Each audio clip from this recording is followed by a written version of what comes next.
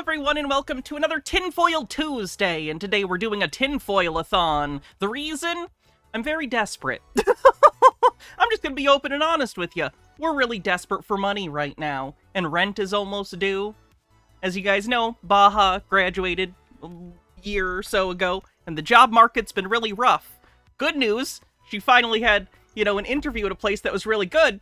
But here's the bad news. Probably impacted by the Trump executive order thing, where all the grants stopped. So now I'm not so sure about that. So, if you want to help out, use the tip links. I'd appreciate it so we can pay rent. I'm also, in order to sweeten the tip pot, if we get to costume month / puppet show stream, I will also do an anime stream. I will do a stream where I watch anime for like 5 hours or something. I don't know. That's how desperate I am. So, I will say this. No pressure for anyone. I understand times are tough for a lot of people, so no pressure. However, if you can afford a buck or something, and you want to help out, and you've ever enjoyed the streams, I'd really appreciate it. Now, with that embarrassment out of the way, let's get into the tinfoil. We are doing bingo, so go ahead and get your cards if you'd like, and we'll get into it. What's the best way to send money where I get the most money? PayPal? Yeah, these tip links go directly to my thing that uses PayPal. If anyone cares to. Again, I'm here for fun, so, don't click off because I had to ask. I apologize. We're gonna have fun and watch tinfoil. Anyway, let's get into it, shall we? We haven't seen Chris in a while, and Chris is back. Also, I'll stop eating. I was snacking on pretzels before stream, but I'll stop. All right, let's get into it. Good morning, good evening, good afternoon, wherever you may be. CC here, Chris, from New York, Westchester County. It's 1:24:25. Today's a Friday. I like to give a little something out on a Friday, just in case if I'm able to put something out on the weekend. To think about a Friday. And there's many things to think about. There's no doubt about that.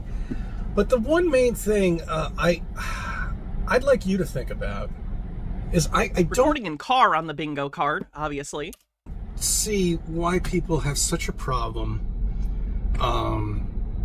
understanding flat Earth, and accepting it. I think those are two separate things. Understanding is one thing, and accepting it is a separate thing. I think most people, once they actually sit down, if they listen to a few Flat Earth videos, understand Flat Earth. It's not a complicated concept. It's just also a concept that isn't really evidenced and is propped up entirely upon, fallacious assertions and outright cult tactics. So they're different things, Chris. Fennikagami says, I hate to say this, but my own bills are struggling to be paid. I can't help much, honestly. I was hoping to ask for help myself, but I'm not going to do that while you're struggling. Everything's a nightmare, all the time. There's a lot more. Sage John, thank you so much for a $25 tip. I really, really appreciate it. Thank you. But, that's just the tip of the iceberg, of course. But, Trey, thank you for the $50 tip. I always feel bad, because you and I are, friends in real life. Thank you so much, though. I appreciate it. When people are children, just like I was, I was taught this ridiculous Walt Disney World platform of just complete nonsense that I had no trouble believing. And Amber Pretzels with 32 months says, Hi Hannah, hope everyone's doing well. Still on the job hunt. Fingers crossed for next month bringing good fortune. Red envelope for good luck. Good luck to ya, stuffs. I know other people have seen this, but all federal grants, and I know this is the number that's been bandied around, is 10% of the GDP. This is really, really bad, and I don't want to talk about this today. I don't really want to make this isn't about Trump. But, this is real bad? In a way that I it's reductive to call what I just said an understatement. No trouble at all. Nobody has any problem accepting this. Bella Lagozzi with a $50 super chat says, I don't want to make a PayPal account. I hope Google doesn't take too much out of it. I think they take 50%. And if you're on Apple, they take 70%. Thank you. Ridiculous idea of the universe, of planets, of Bumble Homestead, thanks for a $5 tip, says the consequences of the feedback loop of anti-intellectualism is hitting everyone. Oh, it's real bad.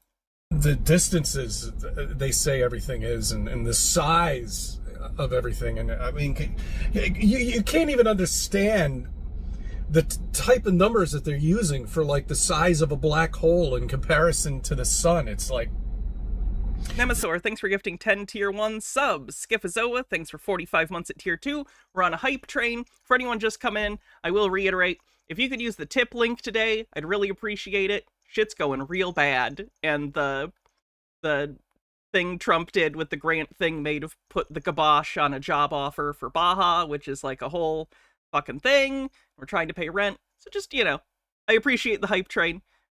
But, like, if you can, tip links, anyone who does. I'll shut the fuck up about this, I promise. I promise we're gonna do fun shit today, and I'm not just gonna beg for money like a loser. Benikagami, let me find your bits. Classic, you're not listening, understanding me. What he means is you're not agreeing with me. Yeah, of course. Because he's obviously a genius, so if you don't believe him, you just don't get it, obviously. NSC333, thanks for 100 bits. 500 times or 1,000 times. Why not just make it 1,000,000? You know, what the fuck? We all understand numbers, right? Yeah, 1,000,000 times the size of the sun is the size of a black hole. Oh, okay. Oh, whatever. Oh, that's 6 trillion miles away? Yeah, I know. That's right. You can see a light from 6 trillion miles away. Or how about even 5 light years away? 5 light years away. You're telling me you can see a light. Well, yeah, man. Light goes as far as it wants. You just gotta catch enough of it to be able to see it. Bittergrin, thanks for 100 bits, says, all I've got is pre-purchased bits. I work in the theater industry, which is supported by grants, so, oh, we're all fucked. Well, that must be some big-ass flashlight, man, because I don't know how that fucking is possible. Okay, I don't know. I don't know how water curves, okay? I don't understand it. External forces. Like, Chris, you know when you see a raindrop or something? That's a sphere, right, of water. It's curving because it has, like, surface tension. That's a force that's, like, holding it in that shape, right?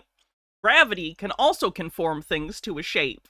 In this case, it's on a sphere, so it curves. 77% to level 4 on the hype train. Phase of proxy with a Black's Law dictionary request. What do you want me to look up? Community? I'll do my best. I'll look. Dr. Worm, thanks for 42 months as I hit the hitchhiker's guide number. You did. Is this the meaning of life? Truly. Oh, I know, Amber. I'm doing real bad, too. I'm doing terrible. I'm barely holding on, but this is my job, so I gotta be entertaining, so we'll do our best. After I've completely got out of this brainwashing, I don't understand how water can curve. I don't understand how you can see a beam of light trillions and trillions and trillions of miles away. Light big, so far away, look small from here, but big far away, so look small here, 'cause big far away. Glad I could help him out with that. I don't understand how gravity works. It doesn't make any sense. Nobody even knows. Top scientists. Time to play Tears of a Clown. But chat! I'm Pagliacci! Altered Undying says, I'm so sorry. I'm sending bits from Canada with parasocial loves. Thank you. I don't even fucking know how gravity, the one fucking thing, the most important thing, there's something we deal with on a daily basis, gravity, they don't know anything about. They don't know. Chris, they know a lot about gravity. Your lack of intuitive understanding of gravity does not constitute a lack of understanding on the part of science as a whole. There are a lot of things we don't know about gravity, but there are a lot of things we do, like how to describe it mathematically. So it exists. Like, I'm sorry that upsets you. It exists. We can measure it. We can predict it. It's a thing. It's real. Vance with a $10 super chat says, really hope this helps. Thank you. Community. I'm still looking, sorry. Know how it works, but yet you buy all of this bullshit. You don't understand it. You try to make sense of it, and you can't. And then you get master's degrees in it. You become astronomers. You become astronauts, and eventually militarized. I don't understand why it's such a problem. I really don't. I don't have a problem understanding flat Earth. I don't have a problem understanding that we're flat, stationary, we're not moving. There are no stars up there. There's no space. There's no NASA. We're not going anywhere. Okay, so they don't have community. They do have commune, though, so we'll go with that. A self-governing town or village, smallest administrative district of many European countries, the name given to the Committee of the People in the French Revolution in 1793. Make note of that. And again in the Revolutionary Uprising of 1871. It signified the attempt to establish absolute self-government in Paris or the mass of those concerned in the attempt. There we go. Gone anywhere. We never will go anywhere because they can't play it off again. I don't understand why people have a problem with that. I really don't. Woof! Stone Corbell, thank you so much for the $100 tip. Says, hope this helps get you by. It helps a ton. Thank you. Thank you so much. Comrade, soon... Wait, hold on.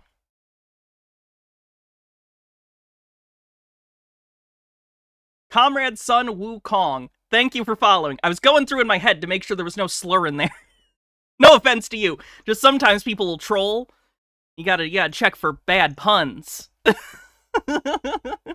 Nemesaur with $50 says, new tip goal idea, Pagliacci stream. I did say, if anyone missed it, on top of the costume month and puppet stream, this also means anime stream. Screaming at the Radio says, general relativity together with quantum field theory constitute the most exquisitely precise verified theories we have. We're talking 16 decimal places. Really crazy stuff. It's ridiculous, isn't it? But they want to continue believing this. They want to continue believing this lie. And Mr. Blast, thanks for gifting us up. As far as I'm concerned, it's abuse to children. To have them go through this generation and generation and generation. Who are abusing this lie. Fuck, I have a phone call, and that sucks. I'm going to have to answer this. All right, I think... He gets so mad. Fuck, I have a phone call. Bittergrin says, okay, Chris, the theory of gravity makes predictions about the world that we can verify. Flat Earth makes predictions that we can disprove. We can tell which one is closer to the truth. And sorry, Fennikagami, for missing those. It's just like with the hiring freeze and the Doge cuts. People don't understand that the federal government is the largest employer in the country. If the government cuts half its workforce, the economy will crash from the lack of jobs. On top of that, it turns out Trump's Greenland is so Teal can have his own libertarian country, so we may have World War III just so some rich assholes can have child brides. Oh, classy. Everything's great. How do you tip? Here's the link. Is this reminiscent of what you envision as Earth? Does this spring to mind? Flat Earth on the bingo card and recording in car. I think that's all we had for Chris. If I were to hazard a guess, you most likely do, since this is the model and structure we have been taught since childhood and continually shown today. Does universal agreement and popular consensus guarantee accuracy and truth? No, but I think that's a pretty bad, like, how do I put this? You're begging the question.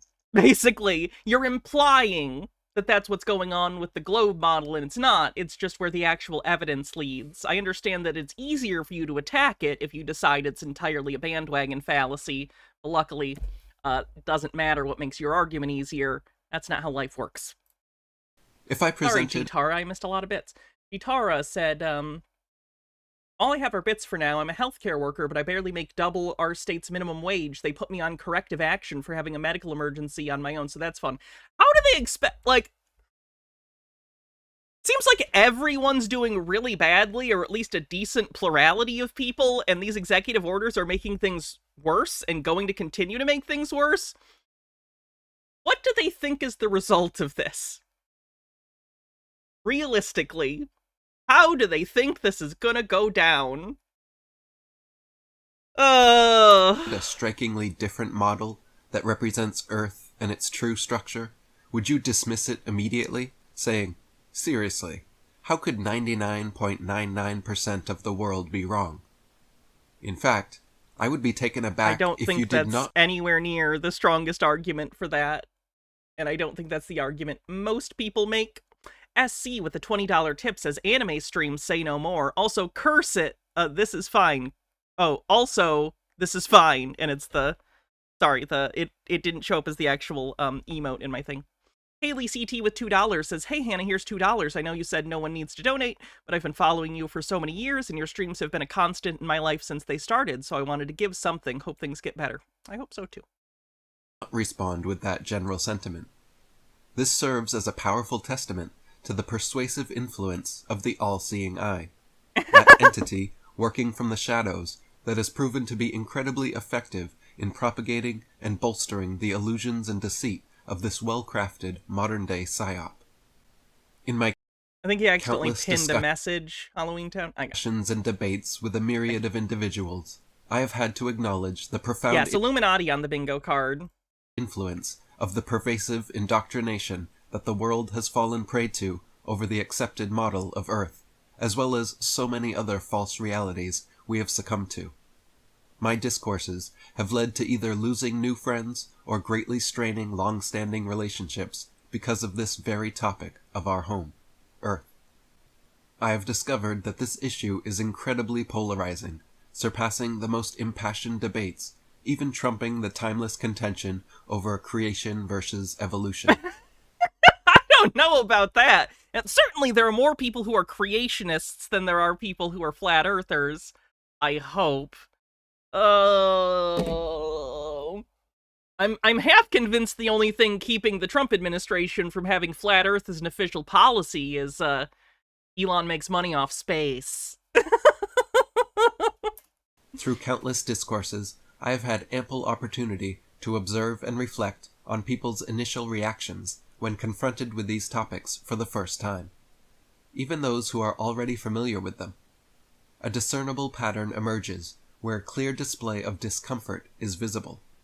Many react defensively and show an immediate does he understand that people act with discomfort when they're confronted with flat earthers because people get very uncomfortable when they have to talk to people they think are crazy? Like, I'm using that term colloquially, sorry, but like, that's how I think most people would describe flat earth, and the general population is like, oh, that's pretty kooky, that's pretty weird, you know? That's why people look uncomfortable, is because they just became aware that, oh my goodness, the person in front of me is not stable, potentially. lack of interest in engaging or in being challenged with this topic. Meanwhile, others might offer a tentative, polite laugh, possibly questioning whether my assertions are actually genuine to begin with, or if I am simply one of those guys they have heard about. Individuals who actually It's that one. He's not just one of those guys. He's like the guy. He's pretty big in this. believe in things as utterly absurd as an alternative model and structure of the Earth, having been intentionally concealed from us. It Is is Eric trying to sound smart and intellectual but failing, or does he just sound like that? He sounds like this when he's reading a script. He doesn't sound like this in live streams, but when he does scripted content, this is what his voice sounds like. You can tell he sits there and very particularly reads his script, which is fine. Everyone has different styles, and like if that's what he wants to do, but it always comes off as weird to me and like not naturalistic. I don't like it. is considered by most to be so absurd and ridiculous that it is immediately dismissed as being entirely outside the realm of any possible truth. In essence, it's just too crazy to be true. This phenomenon exemplifies It's too untrue to be true. It is too falsified to be true. It's not just that it's weird or crazy. the self-protective nature of immense conspiracies. The more It outlandish almost sounds like an AI. It's not, because he's done this voice for years, for like a decade, you know? But nonetheless, he sounds kind of AI.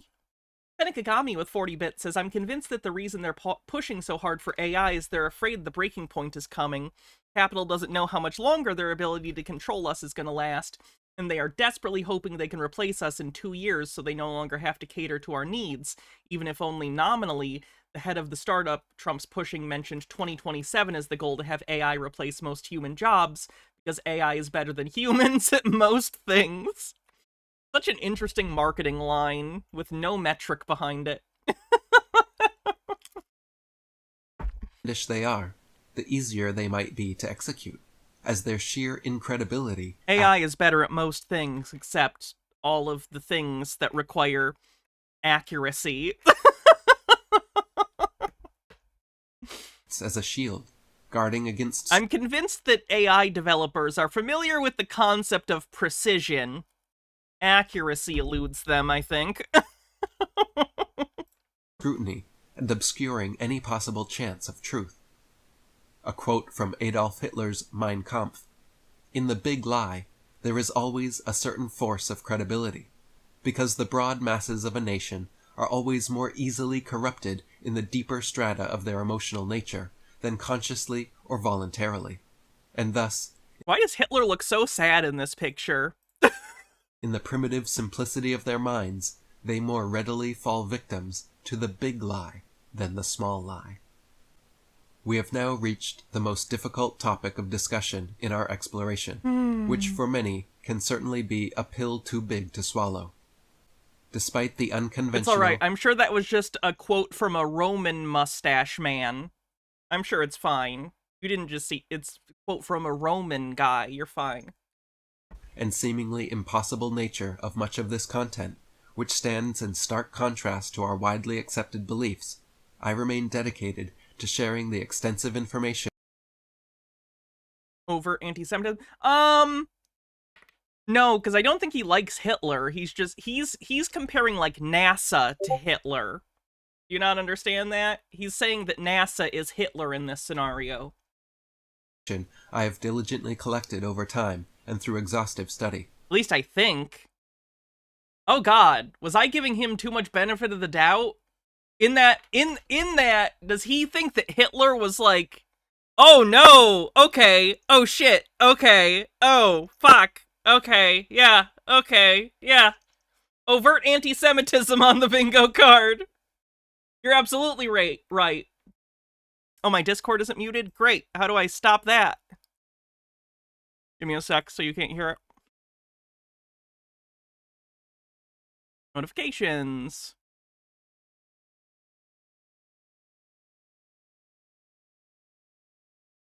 Do I have to hit save anywhere? Can I just exit? That might have done it. Here's hoping. My aim is to help others navigate out of the deceptive maze that once misled me, and to challenge the array of false reality. Yeah, I forgot for a second that this was Dubé, and Dubé is like a neo-Nazi on the DL, sort of on the DL. You know, how conspiracy theorists are kind of like mask on about it a little bit. Excuse me, Gratz, says, my guess is most tech CEOs don't know shit about tech and think of Jarvis or GLaDOS when thinking about AI. I think that's what most of the public thinks, too. That's what they're marketing, basically. Ingrained in all of us since childhood. Anticipate. How do you mute a tab? Oh, it's not, no, it's a program. So it doesn't work like that. This, I would not share such seemingly impossible information unless I were entirely convinced of its truth, and compelled to guide people away from such a deception. I anticipate that only a select few will truly engage with these harsh revelations, and even fewer will proceed to investigate, validate, and share them with others. Exposing... It's not in Chrome. The noises are not in Chrome. That's why I can't right-click and mute it. It's a desktop program. It is not in Chrome. The greatest of all deceptions in history. Recall previously our exploration of the geocentric model of Earth. This far more closely represents the true model of Earth than the widely accepted heliocentric model taught in modern times. Also, I don't know if I'm a boomer on this, but I will point out, I hate when people call computer programs that aren't on a phone apps. They're programs. It's not an iPhone. It's not an app. I refuse. I refuse to start calling computer programs fucking apps. To begin, let's examine the alternative image here, which depicts the Earth, Sun, and Moon. What immediate differences do you notice at first glance? The Earth is flat, and the Sun and Moon are small and local objects. Stay with me. The path we have traveled together thus far has been leading to a pivotal revelation, one that could not possibly have been the opening act of our journey. I have wrestled with the challenge of how to best approach the most formidable topic of all, one that demands reconsideration of deeply held beliefs. Was it an AI image? I was looking at the chat. Topic of all. I have wrestled with the challenge of how to best approach the most formidable topic of all, one that demands reconsideration of deeply held beliefs to adopt an entirely new model AI? of our home. It looks blurry This to be AI. Hold on. 1080p. Is the true model of our home, I don't know if that was AI. hidden from us in our contemporary era. Or was it before that there was an AI image? Was it this one? Is that AI? Look at how pixelated it is. Like, I feel like this is just a really old picture, because I don't think an AI image would have got passed around this much where it would get all this JPEG artifacting. RLS 314, thanks for following. Frederick 7701 with a $10 tip says, hang on, I'll do my best, thank you. What immediate The girl with the earth eyes was AI? Yes, that I would... I think... Would I? Yeah, okay, yes. It's off enough. And yeah, I'm seeing it now. Okay, the longer I look at it, the more obvious it gets. Yeah, that's AI. Uses AI on the bingo card. Sorry about that. one that could abandon of deeply held beliefs to adopt an entirely new model of our home. This is the true Toku cleanse. YouTube might not like this. Someday soon, next month, we are gonna have a Toku stream that'll be on Twitch only, and it'll be very safe. Until then, Toei gets very mad at me if I play their stuff. Toei and Toho are not big fans of it. See, fair use isn't a thing in Japan. I don't remember if I said it or not. If not, NSE333, thanks for converting to a tier 1 sub. Amber says, the US government hopes to control the collapse through our bloated military apparatus. However, that doesn't make much sense if you stop and think. If the economy goes to shit, how do we pay all those people with guns not to point them at us? Yeah, stuff is gonna get, let's be nice and call it interesting. Living through history sucks so much ass. true model of our home. Have I seen the Japanese Supaidaman? Yes, I love Supaidaman, the emissary from hell. I actually have a bootleg of that. I mean, I don't. What? No, I don't. What? Hannah mentions Blu-rays on the bingo card. Hidden from us Don't find me, Disney. It's fine. in our contemporary era. Its discovery was so profound and startling that it spurred Empty Dur with a $50 tip says, long live Hannah, solidarity forever. Thank you. Welpy with a $5 tip says, sleep indoors, eat daily. I will do my best. an intricate web of deceit. This deception was designed to misdirect our attention outwards towards a completely false cosmology of infinite space, diverting us from the groundbreaking discovery. You know what's weirdly been helping me? You guys know, I'm sorry I'm a little off topic today, but it's fine. We're doing extra long today, and you must like my personality to some extent, otherwise why would you be here? I've been watching movies from the late 30s, early 40s lately, and that's been helping ground me a little. Like, terrible things are happening, and will happen, but terrible things have happened all throughout history, and a lot of people get through it. Not everyone. It's still a problem, but I might not be doomed. It might be okay. Like, I'm watching a movie from, like, 1940, and I'm going, okay, they're in this movie, and it's a screwball comedy, and they're making it while World War II is happening. You think about history, when you think about World War II, like, I'll get the Discord in a sec. When you think about World War II happening, you kind of think of that whole period as World War II. You forget that, like, people had to get up and, you know, go to work and do their jobs while knowing, like, oh my god, World War II is happening, millions of people are dying. And that's, you know, at least at this stage, a bigger event than anything we're dealing with right now, so let's hope for the best. Okay, let me try and figure out these, controls or whatever. Notifications. Where is streamer mode?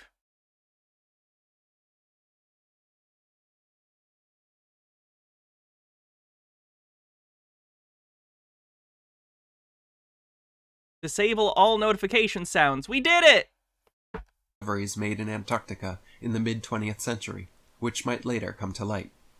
This discovery conclusively confirmed that we exist within an enclosed system, and revealed our world as a product of intelligent design, attesting to its creation by a higher power that has been with us since the beginning. For readers interested in examining and considering a flat Earth model, be aware that the Flat Earth Society is a controlled opposition group. They're not a controlled opposition group, they were a parody group. They still exist, I think, but they were a parody of, like, you know, anything. It was a joke, Flat Earth Society, but then real Flat Earthers came along again and are like, they're controlled opposition. No, they were a joke. You just happened to be taking a joke seriously, and now you're mad that other people were making a joke about the thing you're doing seriously. Resurrected in recent times, aimed at tarnishing the credibility of the If I have a military base, be nice to the officers. One of them might end up as your local warlord. I live a couple blocks away from a military armory. I live blocks away from a military armory. So I'll be fine. Flat Earth movement. They have declared themselves as a leader in the Flat Earth Initiative, attracting newcomers to their website and media, only to present them with patently absurd claims, easily identifiable as flawed science. Their tactic is to hijack... Future crater, very true. When me and all my Blu-rays get vaporized, remember me. Misrepresent... Especially my Blu-rays, please. ...the fast-growing Flat Earth progression. Yeah, I'm not gonna dox myself. Discouraging further inquiry by immediately making the entire concept seem ludicrous from the start. Leo Ferrari, a philosophy professor at St. Thomas University in New Brunswick, Canada, became known for his involvement with discrediting the Flat Earth through his engagement with satire, and sought to discredit the Flat Earth through parody. Have I heard of Bastille Day? Have I heard of Bastille Day? In high school, in AP World History, I did a whole puppet show about the storming of the Bastille. Genuine scientific discourse. Ferrari was a... They were sock puppets. The executioner who did the guillotine was a black dress sock. Get it? Like the axeman with the whatever. Among the original founders of the satirical group the Flat Earth Society of Canada, which was created in the 1970s. The Society's approach was to use... It's on DVD somewhere. Irony... I have my old high school... I don't know if you guys know this. I like doing video projects in high school. Surprise. So I have like 3 or 4 projects. You've seen the one where I dressed up as Hitler. At the time, that was considered funny, maybe? I don't know. Probably not. I was in high school. Don't judge me. I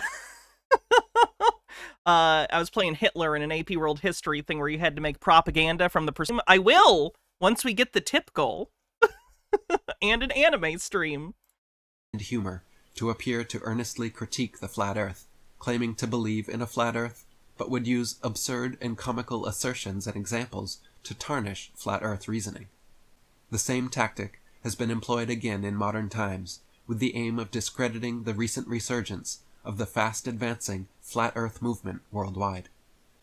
The resurgence of the Flat Earth Society reflects a calculated response to the steadily increasing number of genuine Flat Earth adherents, a community that is quickly gaining awareness and becoming increasingly... I wish we had more solid numbers on this, because I am curious if there are a continual growth in Flat Earth, or if it's stagnated, or if it's dropping at all. Because I have no data on this. I don't think anyone's studying it. Very curious, though. Education's going very badly, obviously. People are incredibly credulous. I'm scared to know the actual number, if I'm being honest. A couple years ago, I probably would have said, oh, okay, yeah, the amount of flat earthers is definitely decreasing over time. I'm not so sure now.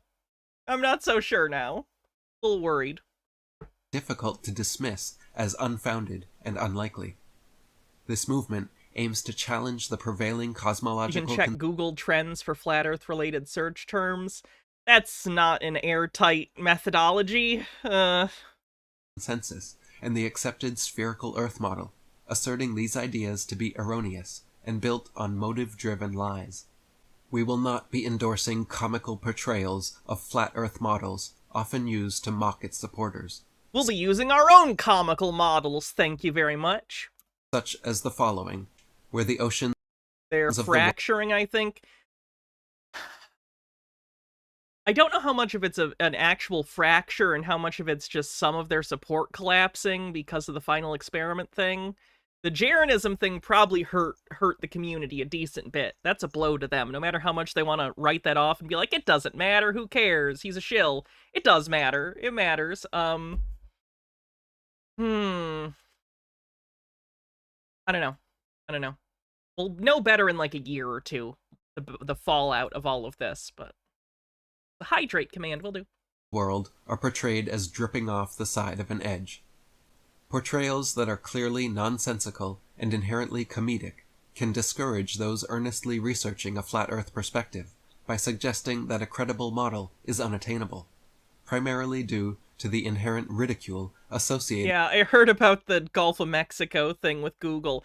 I kind of understand the Denali one, in the sense that, at minimum, I think the executive, in theory, has the power to rename things like that. The Gulf of Mexico, there's no excuse for that one, though. That one's just bizarre. Amber says, jokes aside, we will get through this. Things seem dark, and we have to be honest enough to admit that things are going to be dark for a while. However, hope is still out there. Even in the darkest days of World War II, people resisted. You get through tragedies by knitting together, building community, and never letting your hope and empathy die. The light of the human spirit persists. I hope I make it to the next period of relative calm so we can all talk about this in a not scary way. I hope we all get through this, and at the end we can, I don't know, celebrate something. Whatever it is, I don't even know. Generty, thanks for 16 months with Prime, says, ah yes, damn science expecting flat earthers to follow the rules and not make shit up as they go along. Hey, Just a Peach, how's it going? With these exaggerated And green guy, I presume, because you said we. caricatures. When exploring these bold assertions, you might turn to online platforms such as YouTube to confirm or I'll update again, just because I know you two tend to do tips on occasion. I have added, on top of the Costume Month puppet stream thing, I will now also do an anime stream if we get to this, because rent is due, and we are desperate.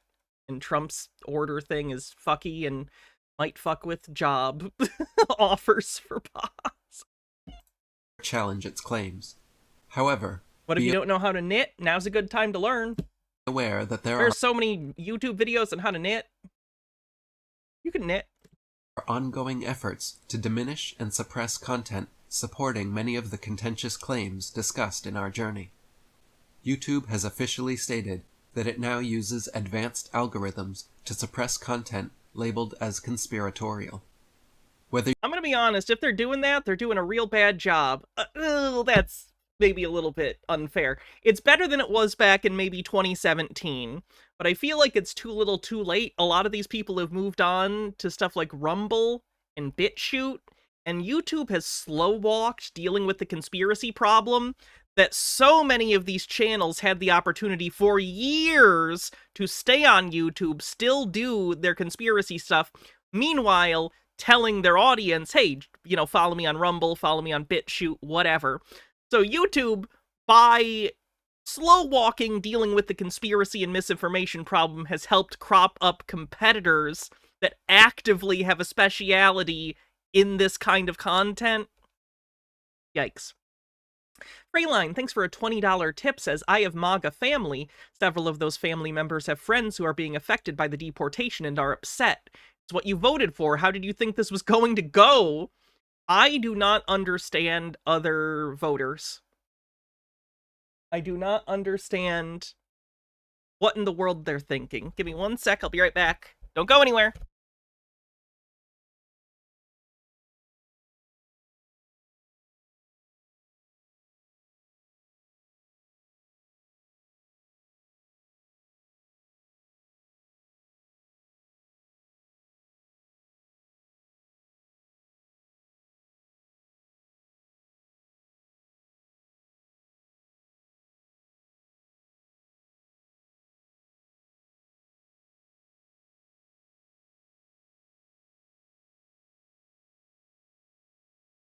Whether you aim to corroborate these bold assertions, or seek counter-arguments to discredit them, be aware of YouTube's stated approach. The platform has committed to suppressing videos deemed conspiratorial, while promoting content that aligns with the accepted narratives and official stories from organizations. Empty Dur says, people vote for a brand and a vibe. The majority of people don't know and don't bother to know the details of actual policy. They just vote for slogans. Then why do they vote? They should just not vote! They shouldn't be voting! I'm not saying they shouldn't be allowed to vote. I'm saying they should go, I'm not informed. I shouldn't vote. Fenekagami says, heads up everyone, Medicaid's been frozen. Be careful out there. Jesus Christ. Organizations like NASA. This can directly influence your research by limiting access to certain viewpoints, or oversaturating your search results with debunking videos.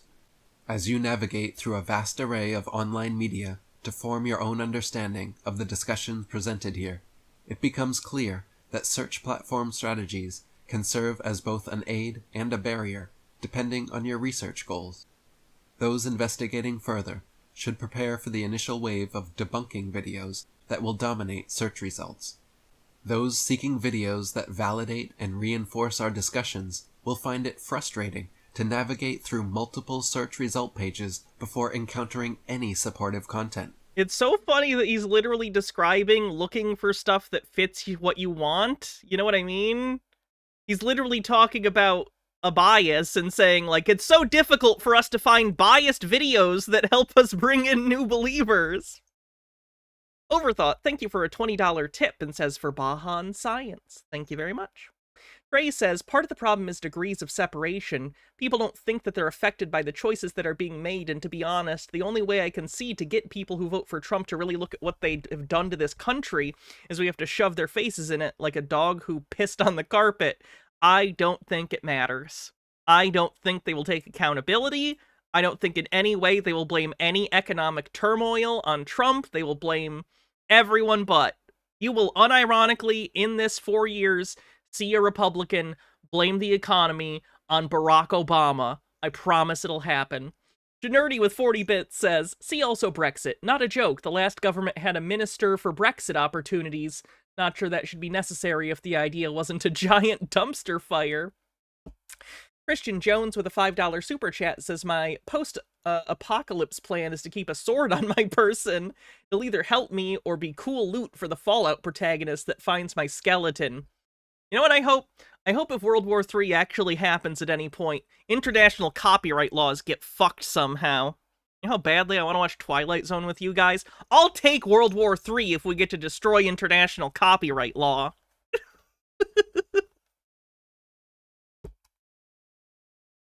This skew in search results can lead to a phenomenon where headline experts, my priorities are straight, by the way, individuals who quickly form opinions based on initial information, might prematurely dismiss the issues discussed, influenced by the scarcity of supportive videos and the abundance of content alleging to reinforce the mainstream narrative.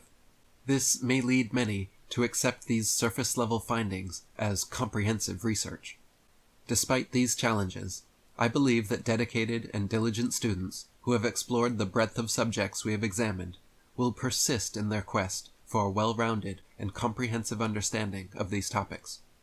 It is crucial to consider diverse perspectives and evaluate the arguments presented even in the face of significant obstacles like widespread censorship.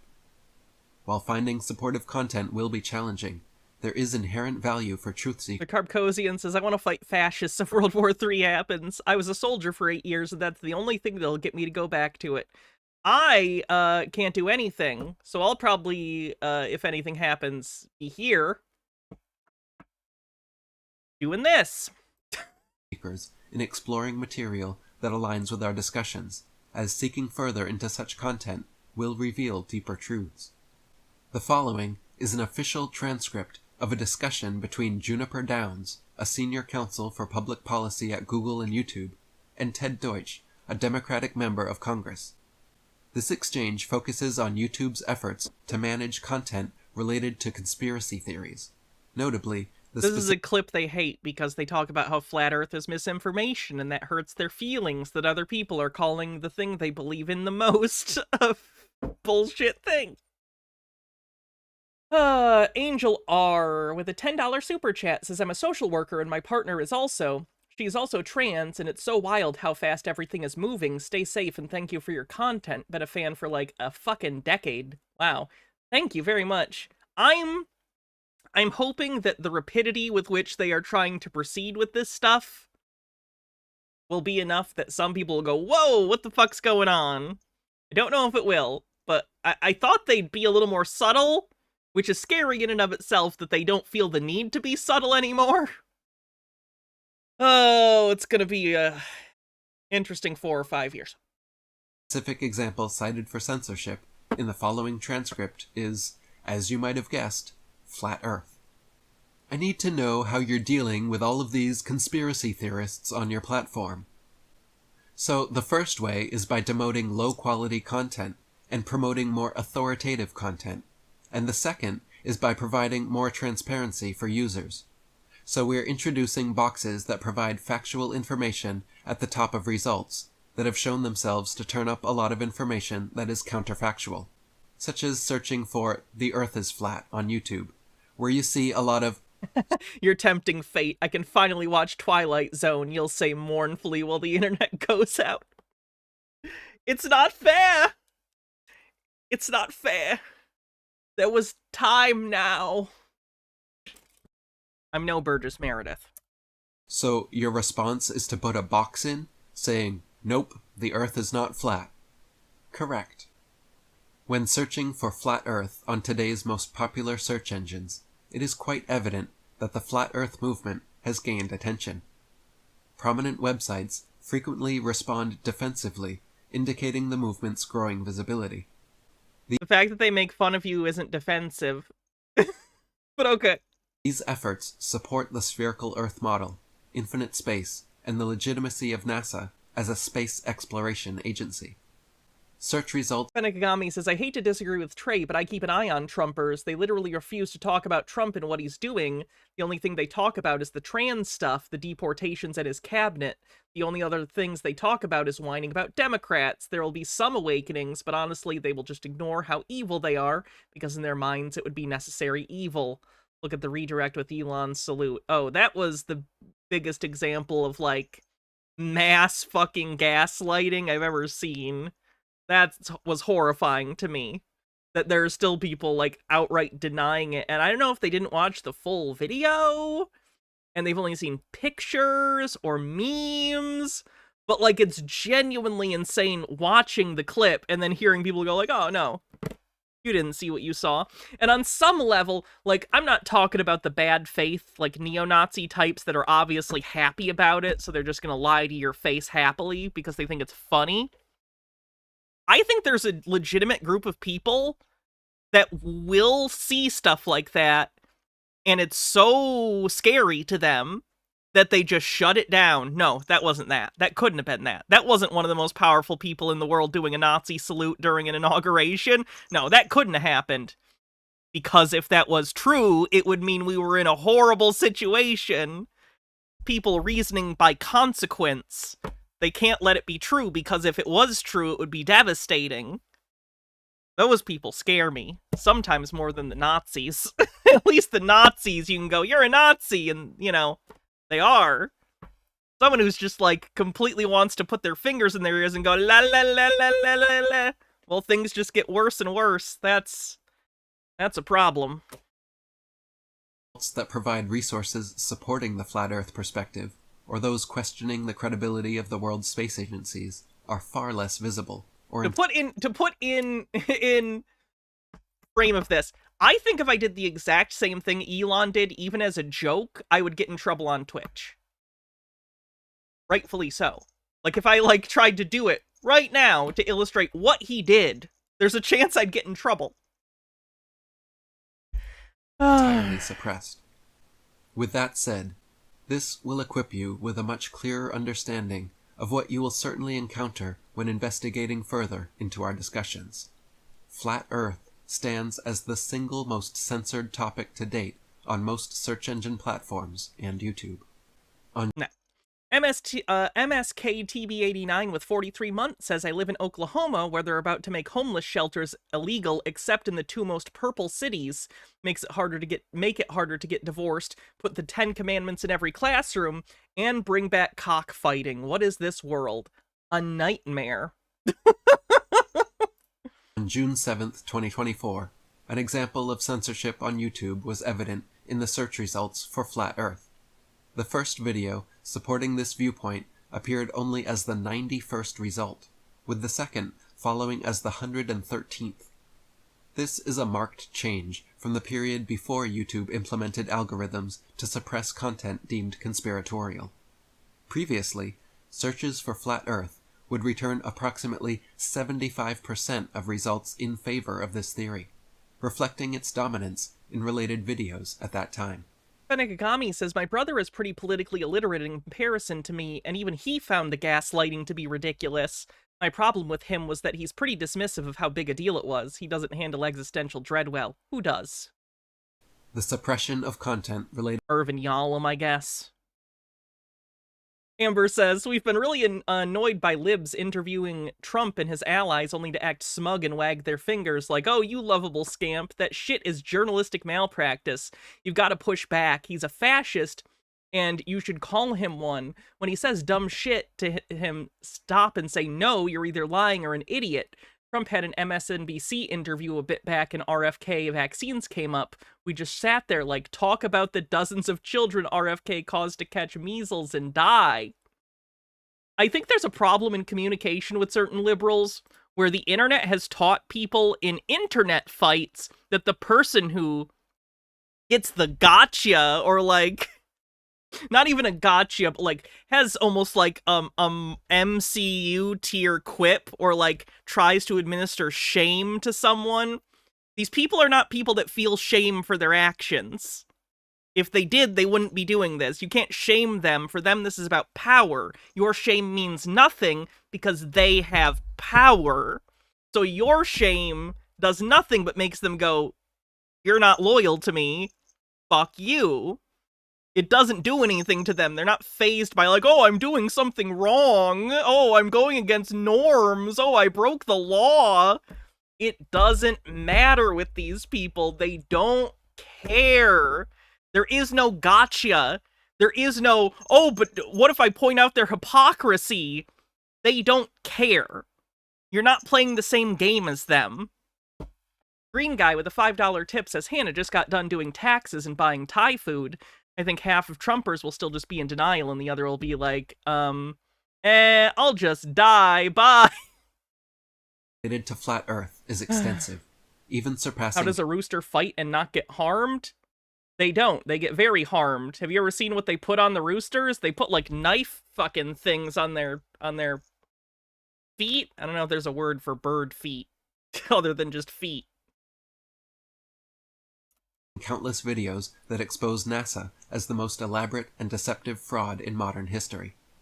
The sheer talons, thank you. They put, like, knife things on their fucking legs to be, like, knife talons. Stone Corbell says, I was getting so annoyed with people smugly going, oh, did you see Trump said he was going to put tariffs on Colombia? That's how you spell the university's name. The country is Colombia. Ho ho ho. How silly. Trump is so dumb. This is not helping. Yeah. volume. That's what I'm talking about. It's like people are still in score internet points mode and not actively the federal government is being dismantled mode. And compelling nature of the evidence supporting this claim indicate significant backing for the movement. Discoveries confirming a flat Earth within a contained good nap, world where Fenekagami. outer space is merely an elaborate facade would have seismic impacts on worldwide populations.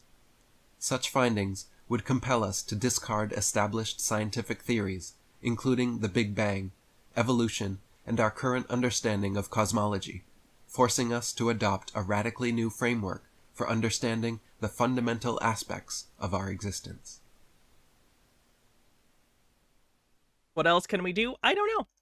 I'm not prescribing anything. I'm not even saying there's anything you in theory could do. I'm just saying shit sucks, and I don't think the trying to score internet points helps. Okay, let's take a look at the bingo card real quick. We had Flat Earth. We had... Oh boy, we had...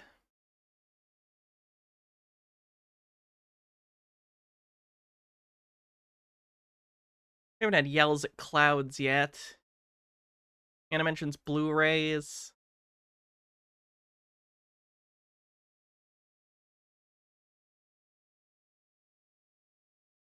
Recording in car.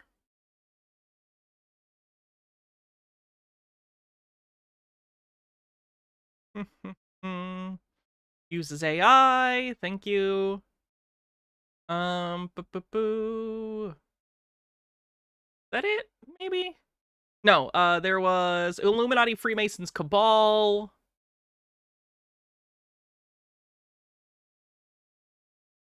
Controlled opposition, he mentioned, because of the Flat Earth Society. Is that it? Might be it. I'm gonna say that's it for now. Oh yeah, overt anti-Semitism. Let's get that one. Creepy Doll on the Wall, thanks for 39 months, says, love from Wisconsin. Send me... Oh, I can't say it. You would have got another space had I said what I wanted to say there. Almost got me, you goddamn Wisconsinite. Did we have PSYOP? I'll believe you. That comes up a lot. Please do, Creepy Doll on the Wall. I'd be very happy. I do enjoy that particular thing. Alright, let's see what we're doing next.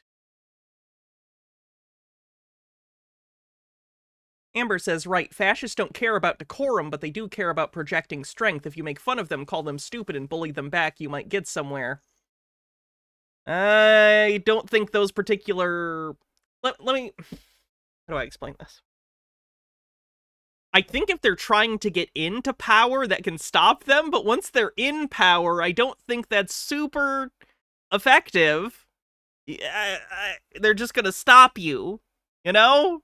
Once they have power, and they silent dissent. That's the whole point. Okay, my friends, this is going to be contentious, and I know why some of you say that... Oh, this is Roger on Flat Earth. Roger is the Mud Fossil University guy. He thinks the planet is full of, you know, the corpses of formerly alive giants. Giants on the bingo card. Dragons, etc. Here he is addressing flat earthers, because he's not a flat earther. So I always enjoy when we get our conspiracist on conspiracist violence. Things you say is because you believe so deeply in God that you're willing to literally make a fool of yourself. Oh, true, Amber. That makes sense. And say that there's no space station, there's no space, there's a glass dome, there's no rockets, we've never been off the face of the earth, water would splash into space, we've never had a rocket. I mean, it's just insanity. Now, I am done with it because this is what happens to me every single time. They link me to this flat earth stuff. As soon as I post it, boom, this guy's a flat earther. What are you, crazy, letting me post here? And I'm gone. And I'm just not going to allow it anymore. So I don't want to be nasty, but I'm feeling very, very hostile. Don't do it here.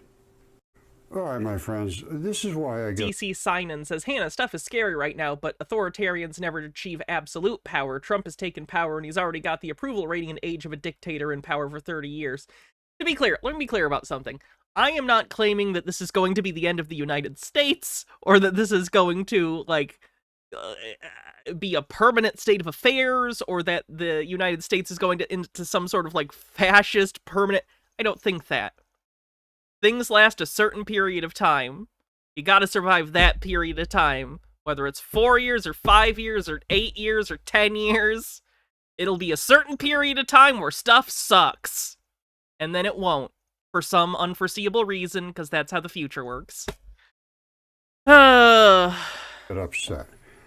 My post was removed from Archaeology and Civilizations by an admin. It was there, they allowed it because it was a very valid post, but everybody attacked me saying if this guy believes that, he must believe The issue is how many will get hurt and killed in the meantime. I agree. There's nothing I can do about it.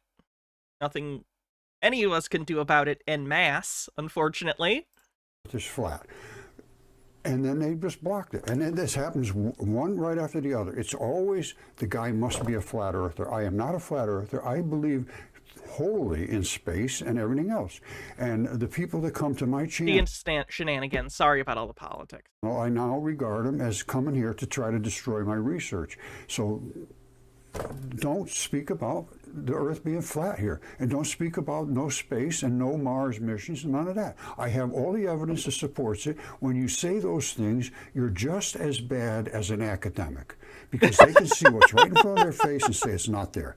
When you're a flat earther, you're just as bad as an academic. What a sentence. What's right in front of your face and you see it's not there. They laugh at me because of you. I won't have it. I think they laugh at you because your stuff is laughable too. Like, in some ways more so than Flat Earth, arguably. You believe that there was a giant dragon and that its poop is running all over Africa. Anymore, I'm sorry. You've not seen that. He thinks that there's a corpse of a dragon in northern Africa, and he thinks that there's, like, poop spilling out of it. It's not poop. It's just rocks that have oxidized. It's just like ground that, you know, is different color. You see this? This is what happens to me every single time, and they always link it to flat earthers. This was my post, Archaeology and Civilizations. Hello to all. I research ancient, strange, unsolved, and mysterious things that are too strange to be discussed by experts. Surfshine, thanks for 35 months, says, forgot I was subbed here. And well, I'm glad you are. There are many. I discuss these anomalies on Mud Fossil University on YouTube, like these apparent machine tracks in South America. I believe they are involved in the perfectly fitted walls in Peru, and some have unexplained bumps. What do you think created these tracks and cuts and walls and bumps? And here's, whoops, see, now it's gone. Everything's gone. They just blocked me. And they gave me a warning. They said, if you do this again, you're done. We're never going to, you can't, what are you supposed to say? Explain that to me. They won't. They say, we're a flat earther, obviously. I said, well, how did you come up with that? I said, if you can believe that, you have to believe the earth is flat. I said, that's insanity. What happened is academia put that label on my research so that they could destroy it. And you people are just helping them. Don't do it here. I'm just telling you right now. If you want to be blocked, that's exactly the way to do it. Stay away from that topic here. It is not correct. You can look down from the International Space Station, and when you say it doesn't exist, that's I don't think he understands that when they're calling him a flat earther, they're trying to make a comparison to his thing. They're not... I think he's taking this very literally. Roger, when they say you're a flat earther, they're not necessarily literally saying you believe in flat earth. They are saying that the conspiracy and crackpot, whatever you want to call it, crackpot geology that you're engaging in is tantamount in level of absurdity to a flat earther. So don't blame flat earthers, blame yourself for coming up with a theory, a hypothesis, so batshit it's on the same level as flat earth. Ginerdi says, only a weirdo would believe in flat earth. Now on to the most important scientific discovery I've ever made. Earth tits. I'm more of an earth ass woman. Ridiculous. And when you say, I'm just done with it. I should get a second one of these and make like a bra out of it. Flat earth tits. I'm totally, 100%, totally done with it. Don't do it here. Thank you. I still love you all. If you want that, fine. Go somewhere else with it. That's all I'm saying.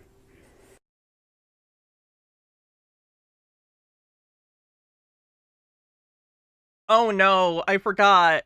Oh god. Okay.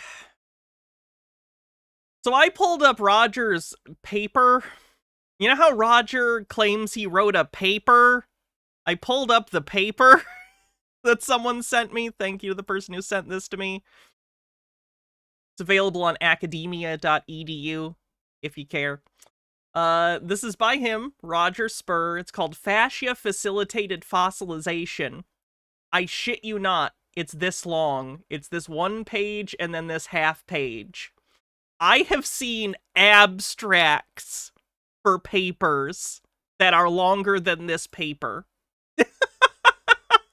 This paper is a page and a half, including citations.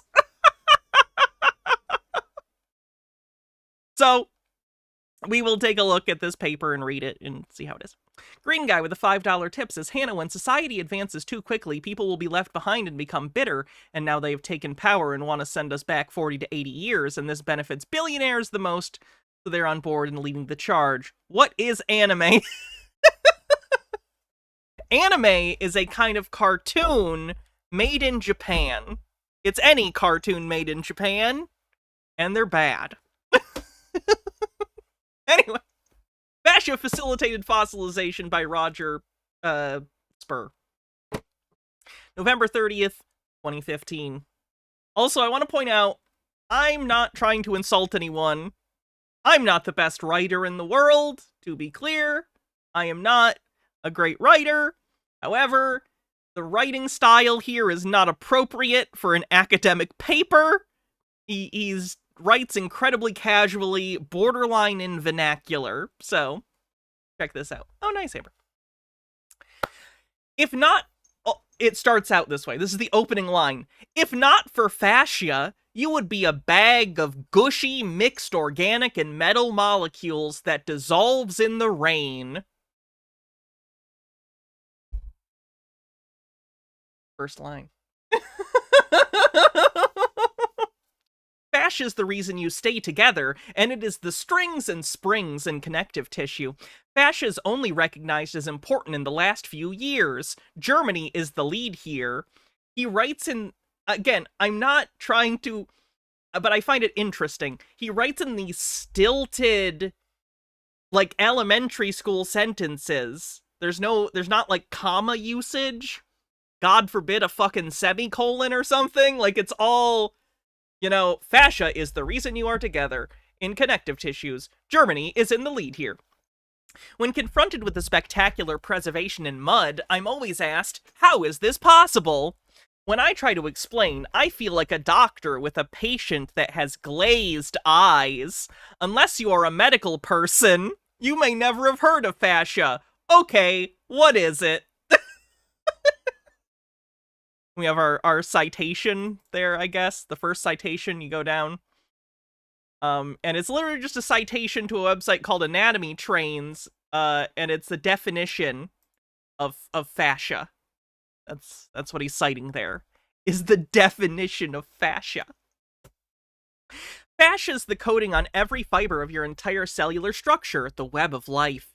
In ancient times, it was called tunica, like a cloak. The fascia has a job to do. It protects and separates tissue, and it does it well during your lifetime. Guess what? If you die and are buried quickly and stay wet and compacted in fine mud, the fascia does not know you are dead and keeps protecting. This is the cause of mud fossils. Mud fossils are exact copies of original creatures separated on the fascial and skin separation planes. The fascia separates every cell and structure from its neighbor in life and death. Fascia protects every bit of you from invasion, including a complete fabric bag that is in your skin. Your skin is not just one fabric either. You have tough skin to fine thin skin. All fascia is made of collagens and keragens, the fabric creating fiber and elastins in a sheet that wraps everything individually and then comes together as one giant, and he capitalized all of giant because it's giant, system. There are over what's the styled guy rules for that? Giant. If you write giant or big, You should capitalize all the letters, because it's giant. Overthought says, fascia? I hardly know ya.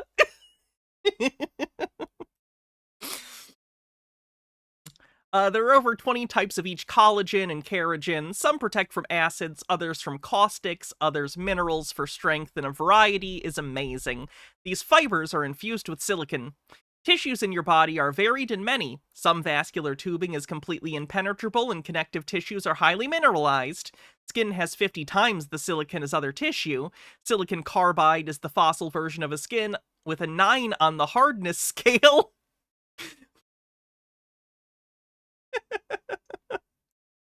Which means hard and grippy. Mud fossils contain all body parts, and each is the product of fascia-facilitated fossilization, or FFF. Fascia is part of the connective tissue, you already said that, and invests itself in bundles at certain places in the body. Guess what? Oh, God, stop starting sentences with guess what? The investment sites correspond to ancient acupuncture points quite closely. It is now suspected that fascia connective tissue may be fiber optic. I like that there's not even a citation for that. He's just saying it. He's just fucking saying it. Green guy with another $5 tip says, so is Avatar The Last Airbender an anime? If animated shows made in Japan are called anime, what are books made in Japan called? Last Airbender was not made in Japan. I know you probably know this and you're just trying to get me to say something funny. I'll do my best. Last Airbender is not anime. It was made by Americans. I don't know where it was animated, though. A lot of animation is done in South Korea, so it's possible it was animated in South Korea. What are books in Japan called? Scoob! You'll get it. Anyway. Because you read them right to left. Because you read them right to left. It's backward. Fascia was thought to be mere packaging material and virtually inert. It has long been ignored as a subject of research. Recently, however, there has been new equipment that allows viewing of fascia as it does its job. Once again, as in many experiments, there was totally unexpected results. Fascia is a tubular fluid-filled fabric network that instantly reconfigures itself as damaged or pulled apart. It appears as if a fiber optic wired network is redirecting the broken wires, by itself. I believe fascia is the fiber optic style network in creatures as it connects to every cell and is a complete system. I feel this is logically the wiring for send and receive communications. It appears fascia may be much more than simple fuzz, as doctors often refer to it. Werner Klingler from the University of ULM has done some excellent work on fascia. Walter has recently shown memory, and I also feel quantum numbers, possibly from folded proteins, are the source of the program code. That part is speculation. This entire thing has been generously speculation. As a component of support and posture, fascia is also suspected to be the source of many pains. This is the approach that science is taking to fascia. Medical science is interested in life, not fossils. How does the system work in the life process? How to detect and repair this as a system? My approach is to studying fascia is somewhat different. I analyze fossil fascia. I look at the chemistry. What can be explored? How are these rocks formed? What causes the elements, metals and such, to concentrate? You know, the elements, metals and such. I would have said the noble gases and such. I'm a noble gases stan. To concentrate, what are the steps in sublimation and solvomorphism? What is the process that creates fossil fuel transition and results in organic compounds and volatiles? How does pH affect the process of fossilization? What effect does wet soil, spontaneously electrical potentials, have on organic matter?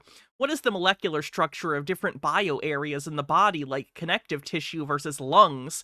How does the chemistry react during death? What is the process of decomposition and purging of fluids? What were the conditions of burial? What forms of chemical invasions are at play? How does tissue form layers and how do they separate and transition? What is the process creating voids and vugs? How does metal seeding happen? The process leading to crystal formation and percomorphism, also called solvomorphism. All these little bits add up, in some cases, exquisite, exact atomical stone replacement body parts with every structure and even the color of the original flesh intact. My website... Now this is how you end an academic paper. My website is mudfossils.com, is under construction, but soon will have all my work including papers and DNA tests and CAT scans with specimens and videos. My YouTube channel is mudfossils.com. Research done in Middletown, Connecticut, USA. Collaborators welcome.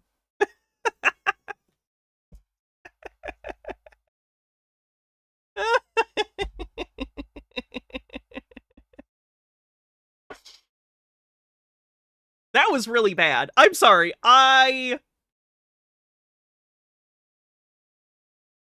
don't know why, but the way Roger speaks, he doesn't sound like this.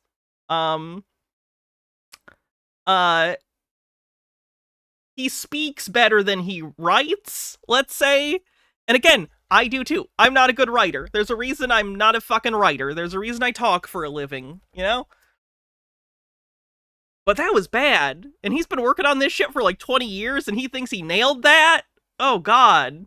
Like, this is the one he sends. There wasn't even any research. He just made assertions. Black's Law Dictionary. I know you asked me to look up fascia. That's definitely not in there, but I'll look. While I'm looking up that, let's see what we're gonna play next. Ooh, here's one. You know the semen retention people? Like the no-fap people?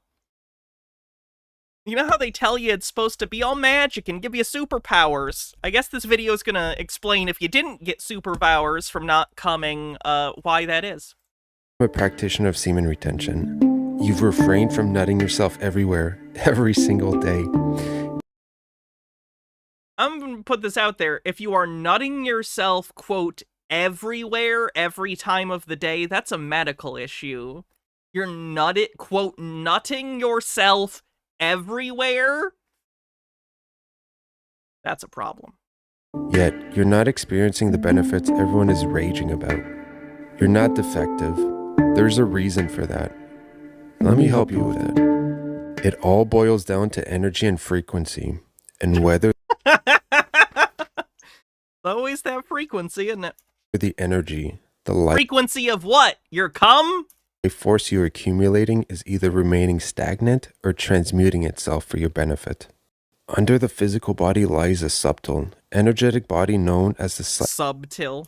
psychic body, or light body, if you will. Simply put, it's the spiritual side of your body in this yin-yang, light and dark, dualistic realm we live within. This is an aspect of the body that is neglected. The chakras, the energy centers which align along the spine. Okay, here's, they don't have fascia, but something close to it. Facsimile probate. In England, where the construction of a will may be affected by the appearance of the original paper, the court will order the probate to pass in facsimile, as it may possibly help to show the meaning of the testator. Did it? Oh, fact.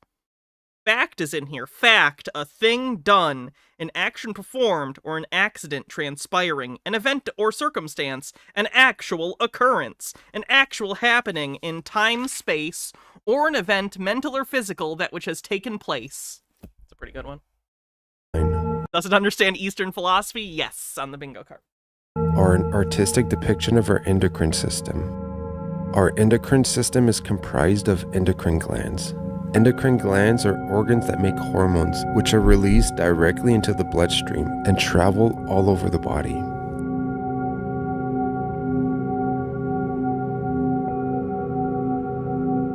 The hormones released by your glands make a big difference in your emotional state. And so regulating your hormones can I would say that's true. significantly improve Hormones made a big difference for me. I didn't get them from my glands, though. I have to get them from a pharmacy. Oh, my light went out. and balance your emotional state of being. Turn back on. Keep in mind that semen Hey. retention is an ancient I'm practice kicking you. Turn back that on. our ancestors were steeped in tradition. A teaching that was spread the world over in ancient civilization was that of the Golden Rule. The Golden Rule simply states that we live a lifestyle beneficial to humanity through treating others the way we wish to be treated. Don't let anyone tell you percussive maintenance doesn't work. It does when there's a loose wire.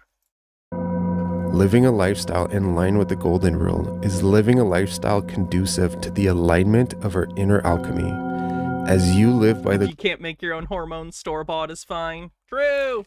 Golden Rule, your chakras or endocrine glands align and release the necessary hormones to connect you to higher consciousness.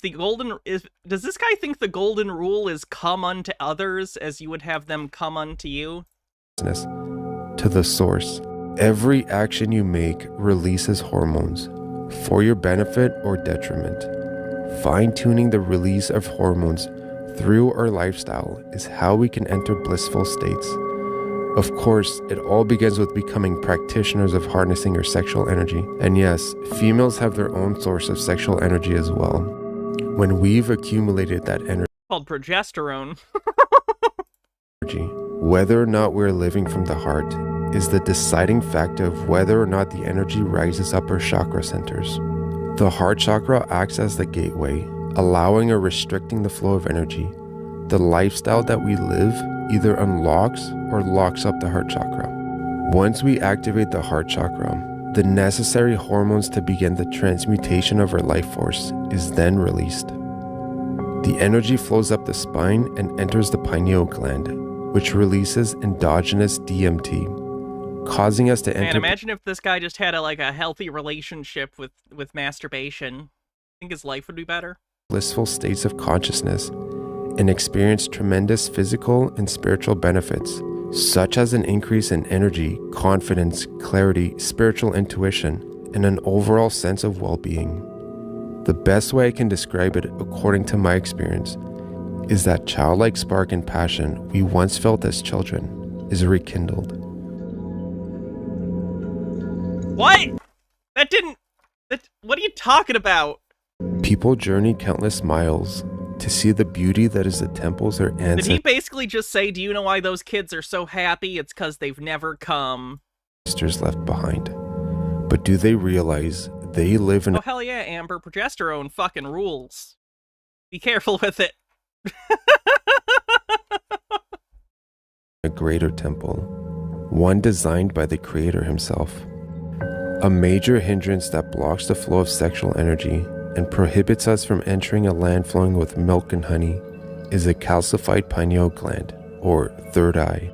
No matter how long you've been practicing semen retention, if your third eye is calcified, it will not function as intended, and you will not enter flow states where the universal wisdom of the ages flows through you. And so, the energy that has been churning Ancient wisdom on the bingo card.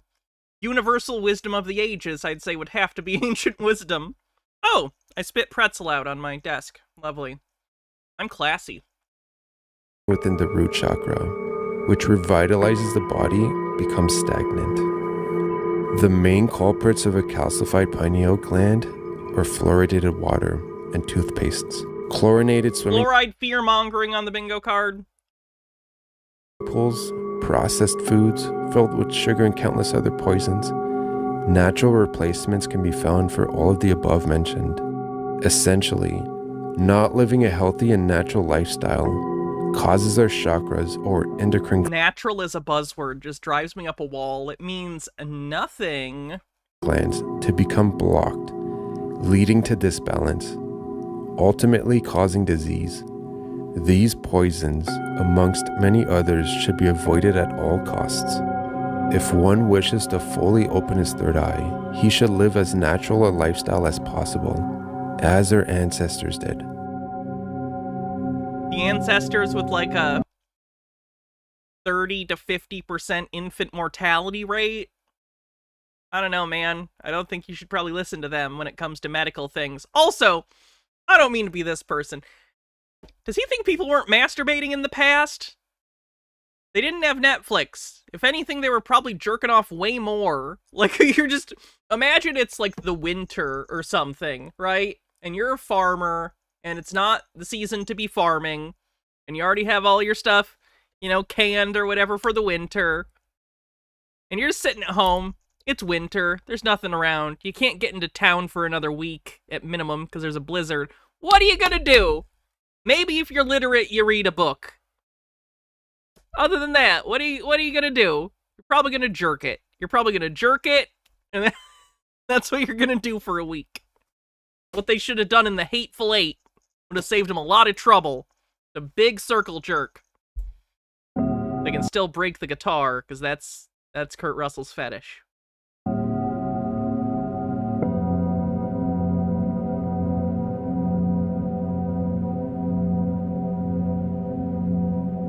Ominous ending screen. Let's move on. I miss Clued Man. You remember Clued Man? This is a weather control psychic cloud control video by T. Chase. See this cloud? I make videos where I'm able to control clouds by my psychokinesis, psychic power. I'm making this and recording this September 2010. See this cloud? I'm going to try to turn this cloud into a square-shaped cloud. Turn this Make cloud, this cloud into a square-shaped cloud. Oh my goodness, chat, I forgot to tell you about the boy getting adopted. Oh my god, I forgot. I don't know if you noticed, due to the lack of Muse, the boy is gone. I did post about this on the Discord, so you may have seen it there. The boy got adopted, and I cried, and I cried, and I cried. I'm happy. I'm so happy he has a home. And that's wonderful, and I'm happy for him, but I miss him deeply. I hope he's doing well. By psychic power, turn it into a square-shaped cloud.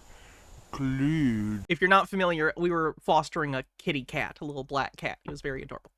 Jitara says, this semen retention thing seems to focus heavily on masturbation. These guys never consider a person having healthy sexual relationships or night emissions. Also pretty sure having sex with your partner is in line with how our ancestors lived. Yeah, no kidding, right? These guys, do adults? Do adults have nocturnal emissions from not masturbating? Like, I know teenagers do sometimes. Become a square shape. Become a square shape. Clued. Become a square shape. Adults can have them, but not common. This is kind of a gross story because of the context, but we're talking about it anyway. A while back, no, that's fine. I don't care. A while back, I accidentally took 2 of my Spiro pills, and it dropped my blood pressure something crazy. And it caused some sort of medical issue. Because I was not retaining semen that night, and I don't understand what the deal with that was. But apparently, if you take too much of your medication, it can cause that. Clued. Become a square shape. Clued. Clued. Become a square shape. Turn into a square shape. Clued. So anyway, don't accidentally take double your Spiro dose. It'll fuck you up and you'll get all lightheaded and feel sick and come. Turn into a square shaped cloud. Turn into a square shaped cloud. Cloud. Become a square shaped cloud. Cloud. Become a square shaped cloud.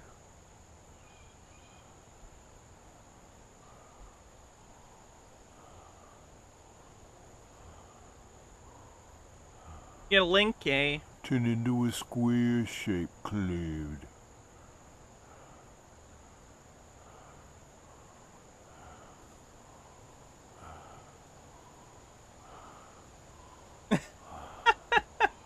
Before face stabber. The Spiro, the thing is, it's a T blocker, but it's also a blood pressure pill, so I think it dropped my blood pressure really low, and I think it fucked with me a lot. Like, I don't know what it was, but I felt terrible.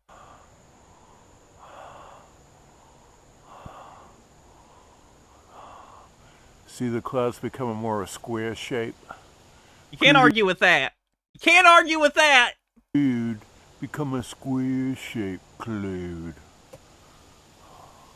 What is the point of this video? He just showed you magic. He just showed you him psychokinetically changing the shape of that cloud. This is being recorded in February 2012. See this cloud? Well, this is a psychic weather control video by T. Chase. See, I make videos where I exert power over clouds and wind. This cloud, I'm going to try to change its shape. See this kind of roundish cloud? I'm going to try to make this into a T-shaped cloud, into a T. Turn this cloud into a T-shaped cloud. Make this cloud into a T-shaped cloud, T-shaped cloud. I'd love to hear him explain why he thinks saying cloud works better than saying cloud. What is it about the ew that particularly makes him think that it's good for the cloud shaping? Make this cloud into a T-shape cloud. Make this cloud into a T-shaped cloud. Gonna try to make this cloud into a T-shape by psychic power. Make this cloud into a T-shaped cloud. Make this cloud into a T-shaped cloud. Make this cloud into a T-shaped cloud. Cloud. Make this cloud. Oh, this isn't a joke, William Shakespeare. Funny. Not a joke. He believes this. Cloud into a T-shaped cloud. T-shaped cloud. Green guy with a $3 tip says, Hannah is the T blocker. Hannah is the T blocker while your name is Hannah and not Vanna. Yep. This cloud into a T-shape. T-shape.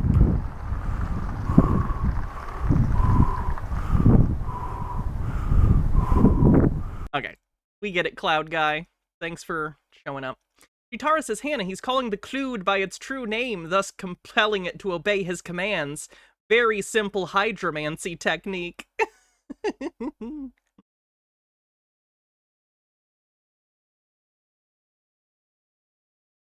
Oh no! Okay, I do have to show you Wretched Recesses video. Wait, where is it? God damn it, Wretched Recess. So we usually know. This is a picture of him. We generally know Wretched Recess from her transvestigation videos. This isn't necessarily a transvestigation video. I don't remember if it comes up or not. This is about how she thinks that Leonardo DiCaprio secretly has a clone because she doesn't understand how mirrors work. So yeah, let's take this psychic damage together. Welcome back. I wasn't even planning on making this right now, but the inspiration hit, so we're just gonna go with it. Earlier today in my community section of my YouTube channel here, I posted some pictures of lips and what clearly looks like Leonardo DiCaprio's lips, but this is not Leonardo DiCaprio. It's a different. Can I just, for a second, point out how deranged it is to believe that you can pick out Leonardo DiCaprio's lips on someone else's face?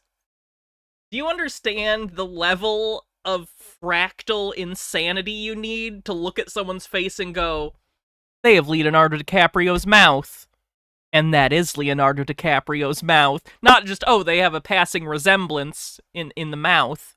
That is Leonardo DiCaprio's mouth. Oh. actor, supposed. I'm glad we prepared for this on VHS Vault by watching that Hangin' with Leo tape. See? It's all connected. I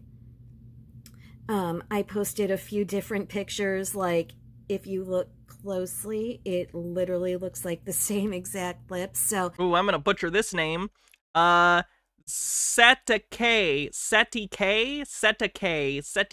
Thank you for the $10 tip. Says thanks for all the entertainment. Thanks for being a viewer. you can go through that, and actually, that's going to be my next video. So that video is going to be, does Leo play? Okay, chat. You may remember this from a while back. There was some internet drama. Not drama. There was kind of a viral internet thing where kind of foolish or ignorant people were kind of accidentally showing they don't know how mirrors work, because they were like showing a mirror and being like, how does the mirror know what's on the other side if I put a paper up to it or whatever? They don't understand, like, the physics of light. She's gonna do something similar here, and that's why Leo has a clone. Different roles. This video is something that I admit I am kind of making this up, but I wouldn't be That's an amazing thing to say in your conspiracy video. Just the half-hearted admission that, like, this is all bullshit, but... I admit I am kind of making this up, but I wouldn't be sharing anything that I didn't actually suspect. You know, like, what's a conspiracy channel or a truth channel if you're not thinking outside the box and making connections, right? Probably a much more normal channel. I try to be creative. If you've seen my other videos, I post stuff that nobody has. Am I crazy? Or on Growing Pains, was his character's named Boner? There's no way I'm Mandela affecting this, right? Is his character from Growing Pains named Boner? There's no way I'm making that up, right? Covered before, and I pride myself. Yes. Okay. Good. Okay. Good. Glad I was right about that. A truth channel. Oh, they that's what they consider themselves. Do you guys not know this? The conspiracy community does not think of themselves as the conspiracy community. They think of themselves as the truth community. That's usually how they refer to themselves, is the truther community. You guys not know that? It's like how, like, we call China, China, but, like, they don't call China, China in China. It has a name in Mandarin, you know? We call conspiracy theorists, but they don't identify as conspiracy theorists. They identify as truthers. Boner was a different character? Okay. I'm not gonna test fate by Googling Growing Pains Boner. Who was Boner? There was a different character named Boner? I'm gonna look this up on my phone so you can't see it. Growing Pains Boner. Okay, this guy was Boner. This fucking guy. There was a guy on Growing Pains and his name was Boner. The character's name was Boner. I'm not insane. Just to be clear, I did not make up that there was a character on a show named Boner. His name was Boner. It was just a different character.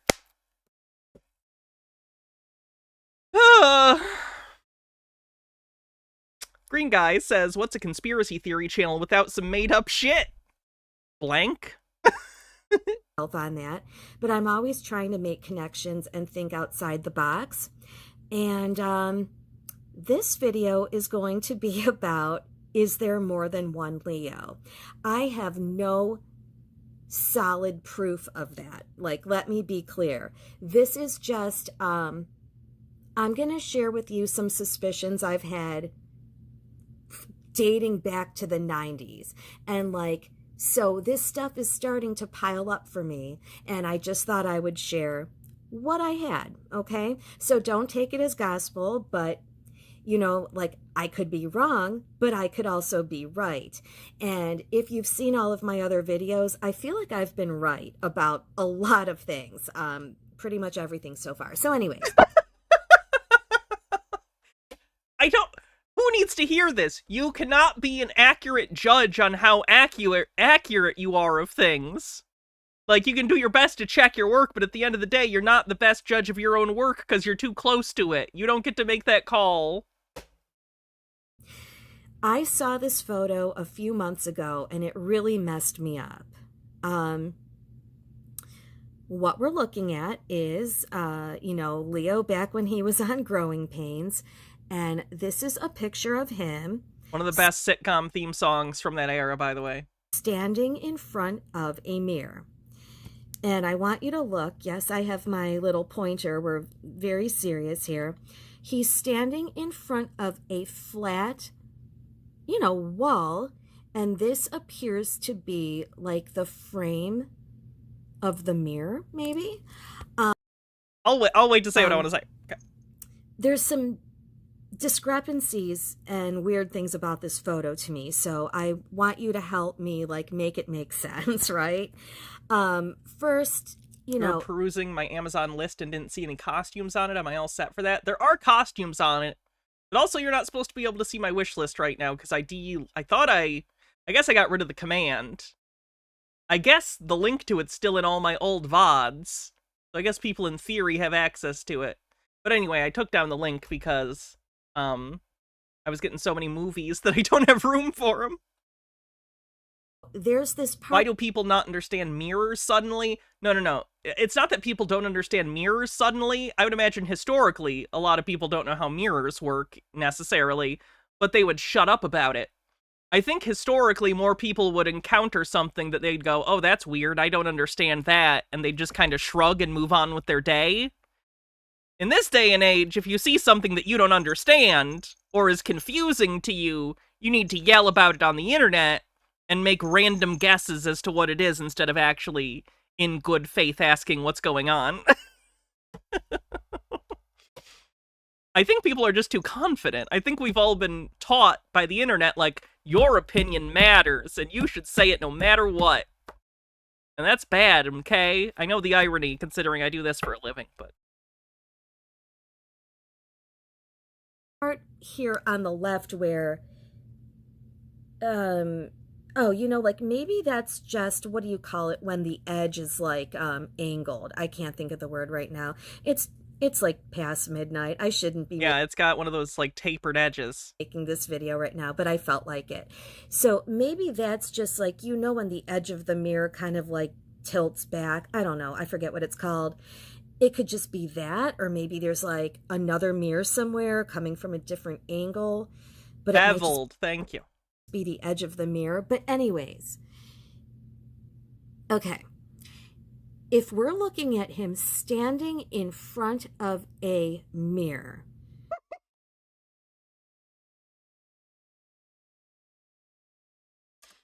the funniest thing about this, too, to me, is she probably has a mirror in her house, right? She almost certainly has a mirror somewhere in her house. She literally could have just gone to the mirror and taken her camera and tried to, recreate this just to be like, oh yeah, that does work. It's not magic. He doesn't need to have a clone. This is just how light and optics work with mirrors. But instead, she's just gonna look at a picture she doesn't understand and talk about it. Insane. Facing us. And I get that the wall, I get it's kind of at an angle, but if he's standing in front of a mirror, why do we see this angle of him? Wouldn't we be seeing more of the back of his head? Even if the mirror was angled a little bit, which it doesn't seem to be. Look, this is a flat surface. We can see the board. Ma'am, the perspective of the picture is someone who is angled at a 45-degree angle from the wall. The perspective of the picture you are looking at is at a 45-degree angle to the wall. It's not looking straight at him. Border behind him. So it's not like that mirror is on the side. I'm going to point out some different things that I see. And, just let me know your thoughts. First of all... Doesn't understand how cameras work on the bingo card? Maybe this is more doesn't understand how optics work, but a camera's involved, so I'll count it. The heights look a little bit different. And you could say...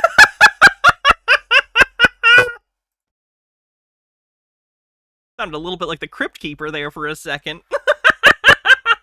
Good night, boys and ghouls. like, oh, maybe that's just like camera angle or whatever. But look here. If he's standing in front of a mirror, like, this whole thing doesn't match. Why am I seeing, like, he is facing us straight on? Why would I be seeing, like, all of this does not match this photo? It does, though. I don't even know why your brain is telling you it's not. It is. This is what you see in a mirror. Has she not looked in many mirrors from different perspectives in her life? Heights are different. Why am I seeing this part of his neck if the mirror is, like, behind him? Why am I seeing so much of this side of his face? And, like, here he seems to be standing a little bit at an angle, like, not totally up against the mirror. And here we see he's standing straight up and down with a mirror behind him. So, in my opinion, this doesn't make sense. Like, it looks like... I love that. Think about the wording of that. Think about the wording of that.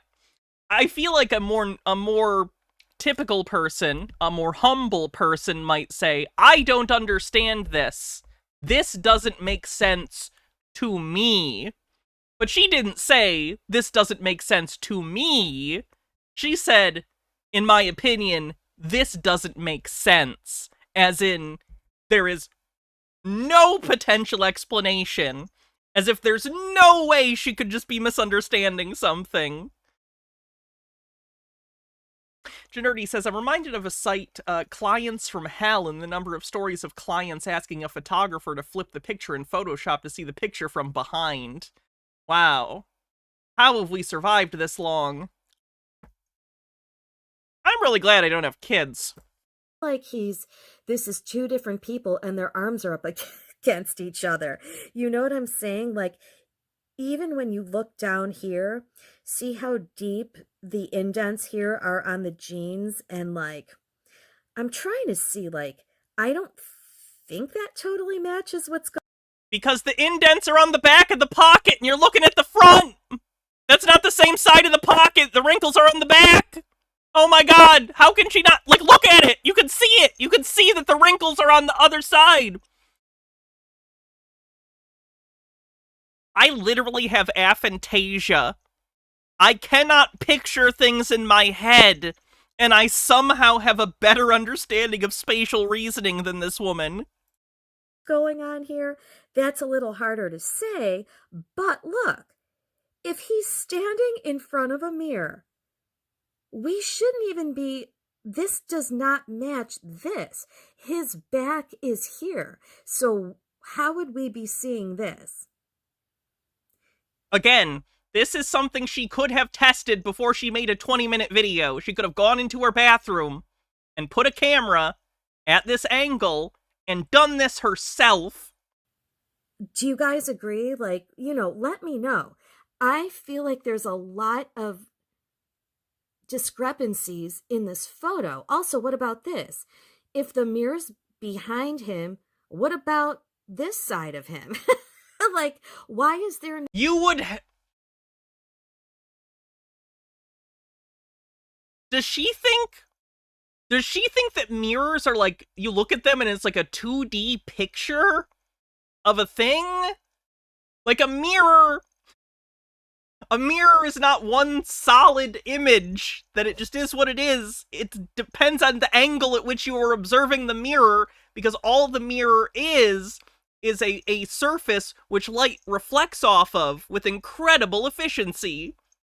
That's the whole purpose of them. It's like she thinks the image is in the mirror. She doesn't understand that the mirror is an object that exists to bounce light off of. The image is not in the mirror. You know what I mean? No reflection here. It's like she's thinking about a mirror like a screen instead of a mirror. And I would say, well, like, maybe the mirror is bent this way, but if you look at the wall, it isn't.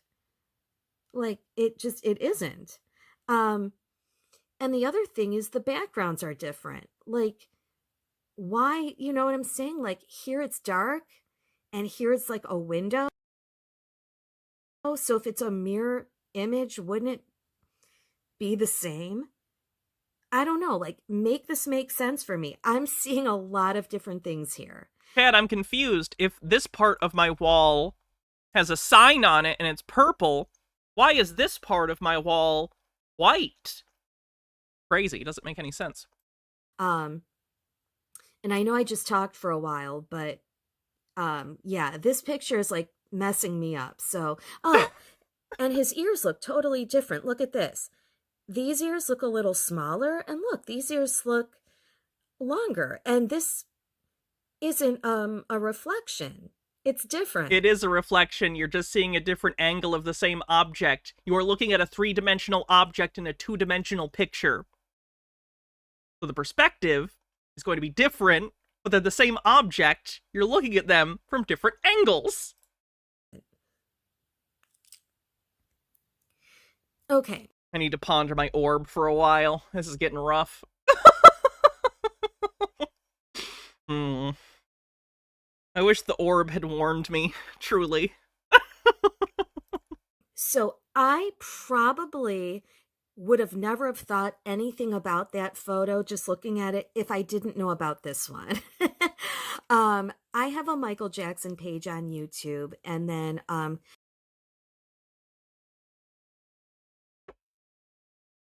What?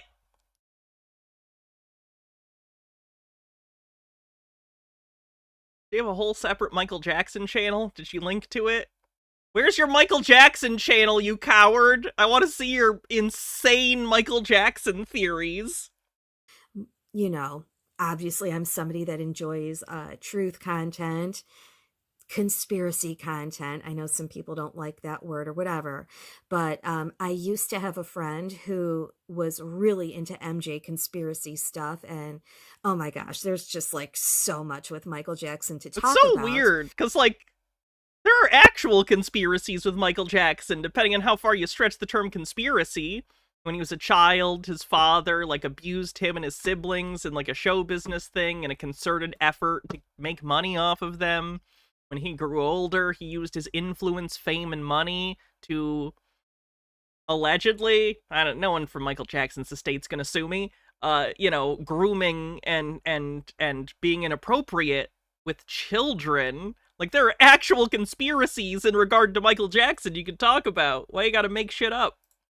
So many different conspiracy theories and stuff, but he is the one that pointed this photo out to me, how it's not a mirror image at all, and we highly suspect that there's more than one MJ.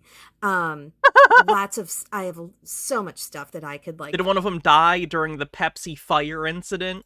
Present to you, but just to quickly go over this, the heights are different.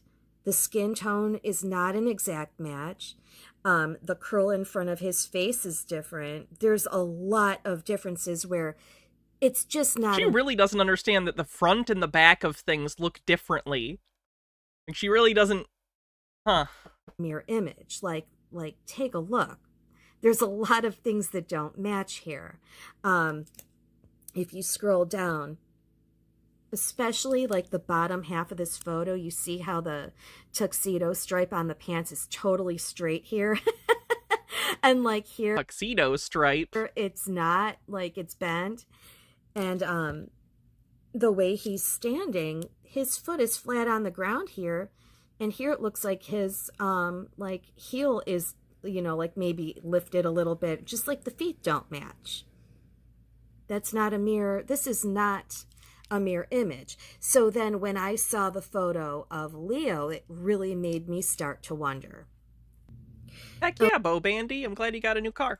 Okay, so that was like my first piece of evidence. Now, dating back to the 90s, I was like a huge Leo fan, like every other girl. I was like 18 or 19. I think I was 19 when Titanic came out. And it was like Leo mania. There were so many pictures of him. This was probably like really early days of the internet. It was nothing like it is now. So any pictures I used to see, like magazines were like very, like everybody bought magazines for photos and stuff. So, they had the pull-out posters and all of that. That is funny. I feel like the internet has made us so used to being able to see an image of literally anything we want at any time.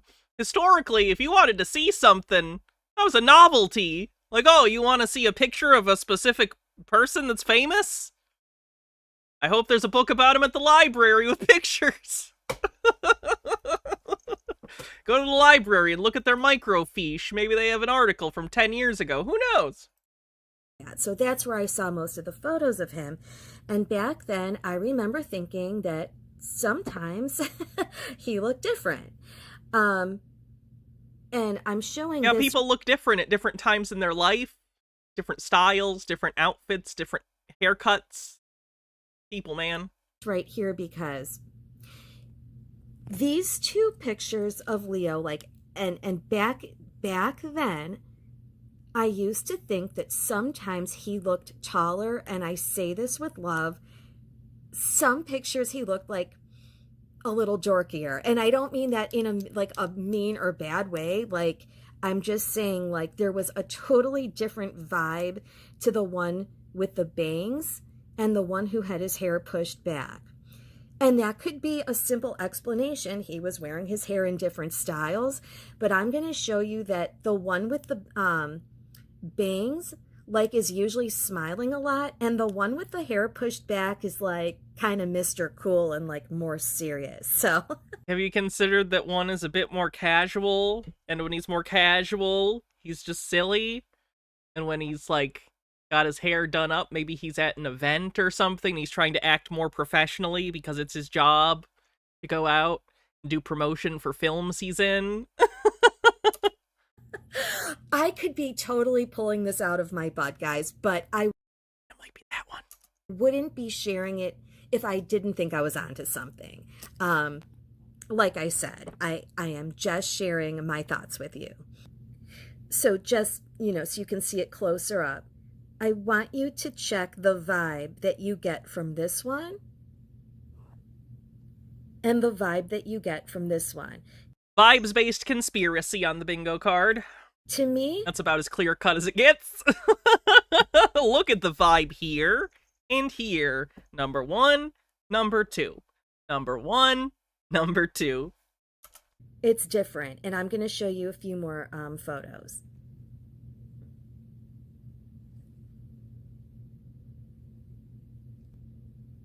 See, the one with the bangs is like smiling a lot. And like hair pushed back one, just, I don't know. I just get a different feel from him. Yeah, Oh my I've gosh. heard the Star Trek section 30 or whatever the section is. I'm even blanking on the name. I heard it's terrible. I know the Red Letter Media guys just posted their review of it earlier, and as soon as I saw the notification, I was like, oh Jesus, I don't even know if I can sit through this review, and I really like the Red Letter Media guys. 31, thank you, section 31. Gosh, like this is exactly what I'm talking about. Hair pushed back one is serious. Can I just ask what the fuck Alex Kurtzman is doing, by the way? What's he doing? Unless whenever he wore his hair pushed back, he just was feeling himself in a different way and, had a different vibe going on.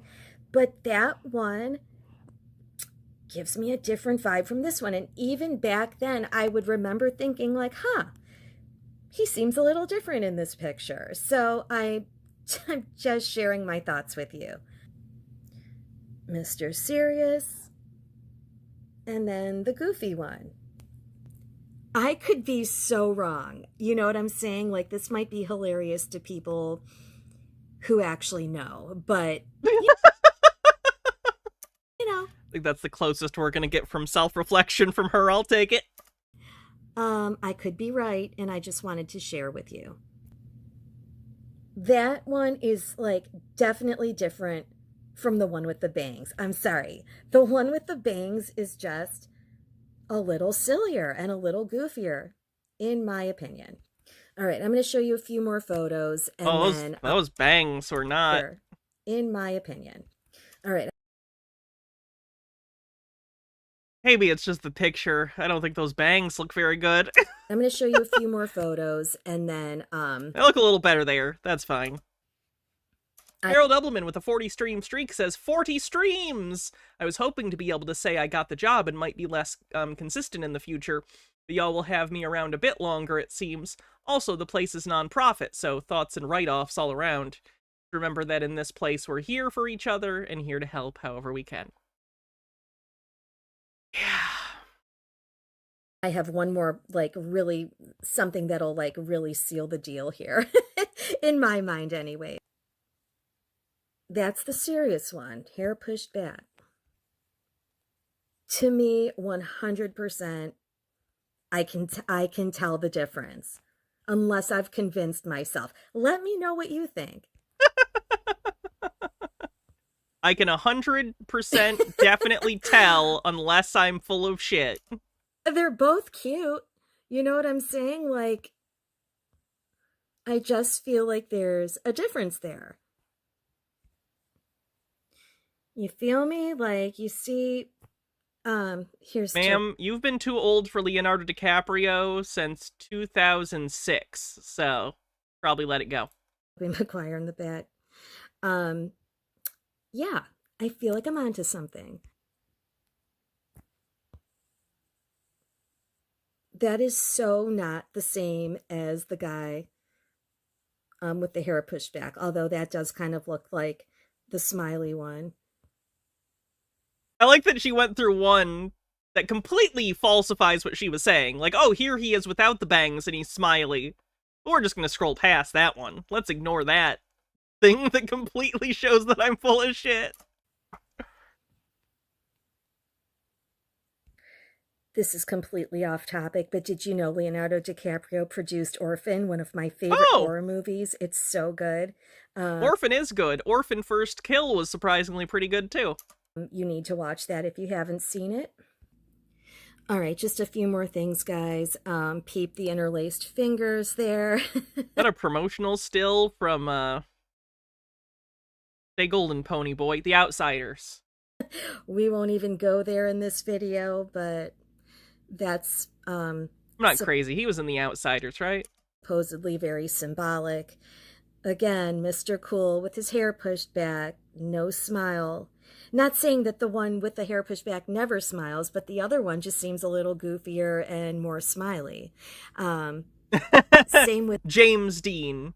Jimmy Dean is the sausage guy. James Dean is, the guy that did Stella! the Michael Jackson, like, twins or Streetcar Named Desire or something. However many there are. One is definitely always more serious in the photos, and one is smiling every single time. Onisil, thanks for following. I think because of the Michael Jackson, Leo was 9 when Outsiders came out. Who am I thinking of then? twin conspiracy, it really got me thinking about Leo when I saw that picture in front of the mirror. There is no way in hell the guy with the bangs that's Brando smiling is this person. They have a totally different vibe. All right. I wonder if I've convinced anybody yet. I've convinced myself. Here's Mr. Cool, and then here's our smiley, like, silly one. Oh my god, I think you're right. I think in my head I transposed him with Ralph Macchio. Not easy mistake. convinced. Even though they're entirely different people with different looks and personalities. Me that this As far as I know, Ralph Macchio dates people his age. So. is the guy with the bangs. You know what I'm saying?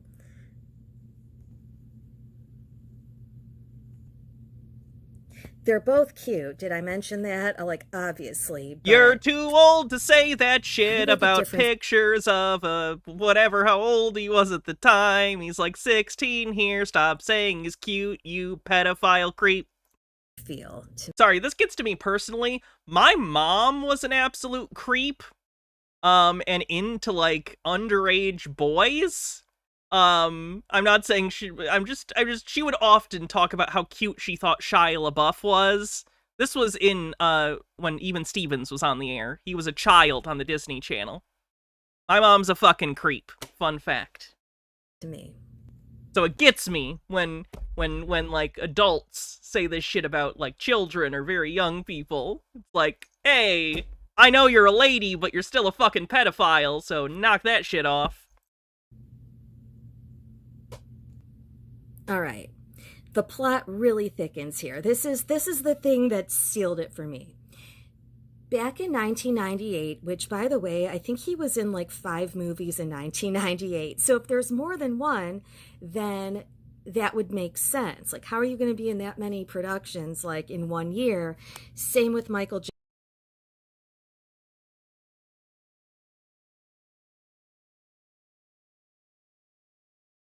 Movies do not generally come out the same year they are shot. And different films require different amounts of post-production time. That's like the editing, the special effects, the color grading, all the stuff that happens after principal filming has wrapped. So if you're asking, how did he have multiple movies come out in a year? Well, he probably, first of all, you can shoot multiple movies in a year. That's not uncommon. It doesn't take a year to shoot a movie. He probably did them, and then they took different amount of times to edit and came out around the same time. But people do multiple movies in a year all the time, especially if they're like a working character actor and not like a big celebrity. Very common. Jackson, when I was talking with my friend into the sorry, it's getting late, who's into those conspiracies.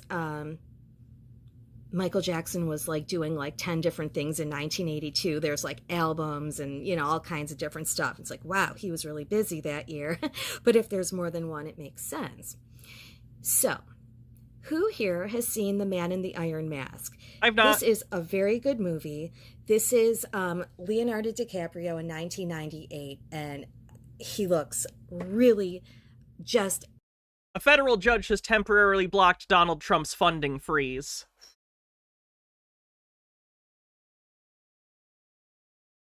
Hope that holds. I don't mean this in like, you know, like, he looks just beautiful in this I don't have much faith in the Supreme Court, but... movie. No, I haven't seen Man in the Iron Mask. Wait, do I own Man in the Iron Mask? Let me check.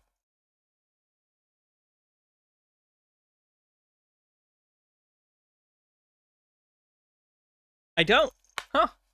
He is playing King Louis, I think that's 14 of France, who has a secret twin brother. Okay? Now, call me crazy. It's an okay movie. It's got the Three Musketeers in it. I've never read The Man with the Iron Mask. I know they're both written by Alexander Dumas, but were they actually in the same universe, or is that just a reference to the fact that they have the same author, so they put them in the movie? Which a lot of people probably think I am. Look at the rest of my channel. But he has a secret... It's a sequel. Okay, I didn't know that. I'm not very familiar with Musketeer lore. Nerdy says, my favorite example is the Red Dawn remake, shot when no one gave 2 fucks about the cast, released when the cast couldn't be paid to market it. Twin brother, whom he keeps imprisoned. Can the twin be substituted for the real king? Come on, guys. Hollywood is full of crap. They're always doing this kind of stuff, messing with our minds, like definitely putting it out there in front of our face and thinking that we're stupid and we don't pick up on it. Both books are rather long. I tried to read The Man in the Iron Mask in elementary school. It did not go well. I wholeheartedly believe that he was in this movie because there's a twin brother, and sorry if this is a spoiler. I mean, if you haven't seen this movie, come on, it came out this long ago. There's spoiler. I'll check this out at some point. Spoiler alert, okay? At the end of the movie, or like, it might be in the middle of the movie, I can't remember. The one guy takes his mask off, and it's two of them. You know what I'm saying? Like, there's two Leos. So now I need to go back. Does she also think Lindsay Lohan has a twin? I was excited to make this I've seen it. Excuse you. I've seen Parent Trap. She has to. Don't lie to me. video. I should have Not done a good age to read books written in previous centuries. See, before that, I had read The Time Machine by H.G. Wells, which I loved.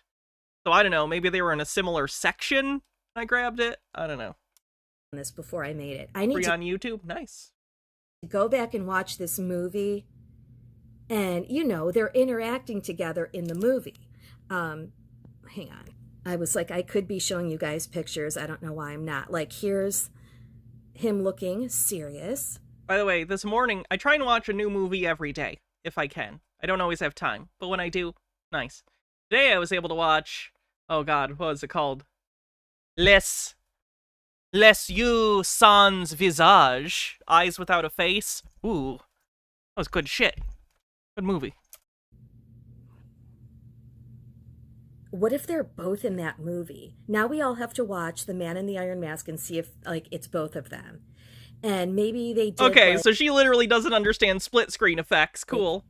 the whole Parent Trap thing with Haley Mills, where it's like one. But you know what? What I'm starting to think, Haley Mills, there was actually probably. Did I see The Apprentice yet? No, I probably won't until Trump dies someday. I just have zero interest in anything related to that man while he is still breathing. Two of them. Maybe it was like her and her twin or a clone. Or at least while he's in office. They were both in the Parent Trap. I love those movies. There's like 3 of them. I love those Parent Trap movies. But anyways, you have to watch The Man in the Iron Mask. And there's. I got confused for a second, but then I remembered the movies with Haley Mills. She was probably talking about the original Parent Trap. There was a Parent Trap sequel to the Haley Mills one. And then there was the remake. That's where she's getting 3. 2 Leos. A movie with a secret twin.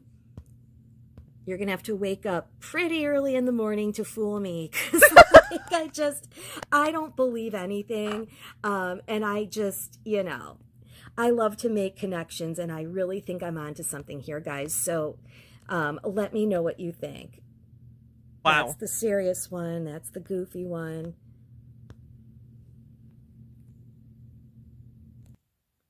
That needs to be a meme. That's a great photo. He's just like... I don't know what I mean by this, but that's a very Gen X thing to say. Ha ha ha, you should make a meme of this. Look at that picture.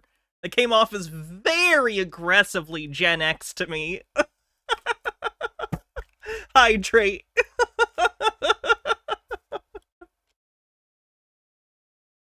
Like, not quite boomer levels of, like, technical literacy. Like, she knows what memes are and knows what something that might make a good meme template when she sees it. But she still unironically says shit like, ooh, someone should make a meme of this. It's really pretty in this movie. There's no other way to describe it. I think the serious looking one with the hair pushed back was like the main king, and maybe this is the goofy one who was wearing the mask.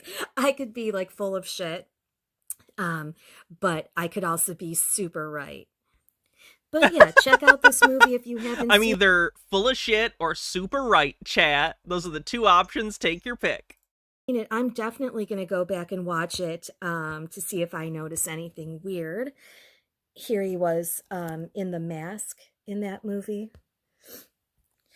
All right, guys, that kind of concludes my twin theory. It's just something I've started putting together and thought I would make a video about. Let me know if you think I'm onto something. And I'm just showing this photo of a young Leo because it's adorable, and I'm wondering if this was around the age he got kicked off the set of Romper Room. Speaking of Romper Room, I was the very first one to expose that creepy-ass show, and I'm going to leave a link to that right here. If you haven't seen that video, please watch it. I did a short and a full-length kind of like expose on how creepy Romper Room actually is. Here's what my YouTube short is. It looks like that if you want to find it on my page. Oh my god, she does shorts now? And that's the video. Jesus. Can't believe she was allowed to re-upload that.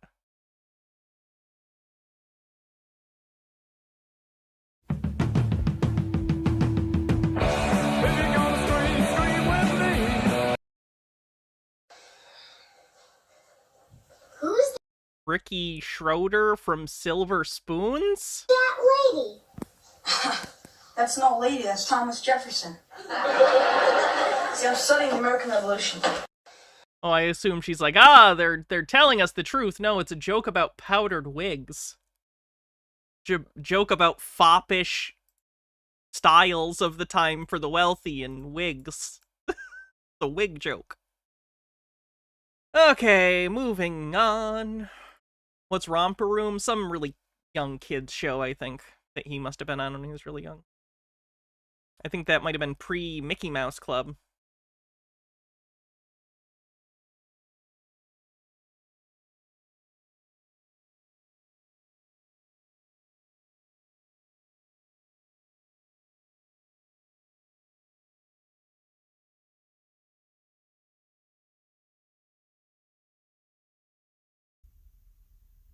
By the way, I'm pretty sure with the rise of sports gambling, the professional sports are rigged conspiracy theories are going to get really bad. I don't know if you've seen more and more talk about like, oh, the NFL's rigged, whatever sport is rigged. Because people are addicted to sports gambling, and if you are consistently losing in sports gambling, like anything, if anything bad happens to you, there's a certain percentage of people who are going to be more susceptible to believing, someone did this to me, so there's going to be blame, and that blame is going to get transferred to an imaginary other, in this case, the owners who they think are rigging NFL games. Hey guys, welcome back. It's Joseph. The Philadelphia Eagles just beat the Washington Commanders to advance to the Super Bowl, and by winning, the Philadelphia Eagles... Is it bad to say I was actually pretty relieved when Detroit, lost and was not going on to the Super Bowl? Now have 666 wins all time. And by losing, the Washington Commanders stay on 666 wins. I like a nice quiet evening. I don't need whatever day the Super Bowl is to like... I don't want to see how loud everything would get if the Lions were in the Super Bowl, much less if they fucking won it. All time. Are you kidding me? And on top of that, notice the Eagles' all-time record is now 666 and Eagles and the Washington Commanders. And 665. If the Eagles were to lose in the Super Bowl, their all-time record would be 666 and 666. Now, I'm not saying that's going to happen, and I'm definitely... Mark of the Beast on the bingo card? Not encouraging... This isn't the guy who thinks the NBA uses magnets, is it? No, that's a different guy. ...anyone to gamble at all. I'm just pointing that out. That would be very interesting. But regardless of whether that happens or not, Watch the Puppy Bowl. I watched the Puppy Bowl live the first year they did it, and I think I got the gist. Undeniable. I've seen clips. The Puppy Bowl is cute, but, how many times can you see puppies playing in a tiny, football stadium prop? The Philadelphia Eagles now have 666 wins all time, and they leave the Commanders at 666 wins all time.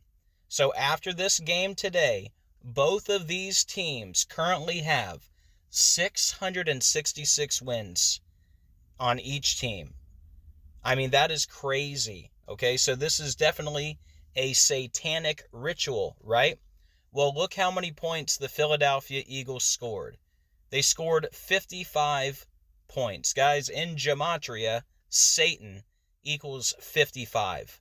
Gematria on the bingo card. Which kind of gematria? There's like 10 different kinds, so you can just come up with whatever number you want. So you couldn't script it any better. A satanic ritual where the Eagles score 55, Satan equals 55 to get Satanic on the bingo card. win number 666 and to leave Washington on 666 wins. Absolutely undeniable. So guys, please share this with everyone you can. Please hit the like button. And also, I went live today. Make sure you check that out. But yeah, guys, please share this with everyone you can. Very much appreciated. I hope you guys have a great rest of your day. And as always, keep looking up. We are living in the biblical end of days. Jesus is coming very soon. I can't wait. And I'll see you guys on the next video. I'm going to be honest. If I was a Christian and I thought the apocalypse was about to happen, I would not be spending my limited time talking about how I think sports is rigged. It's just me, though.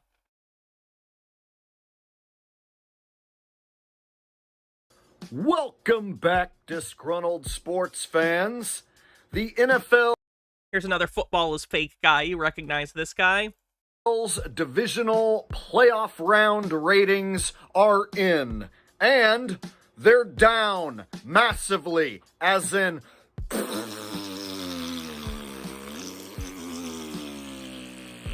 Yes, that's right.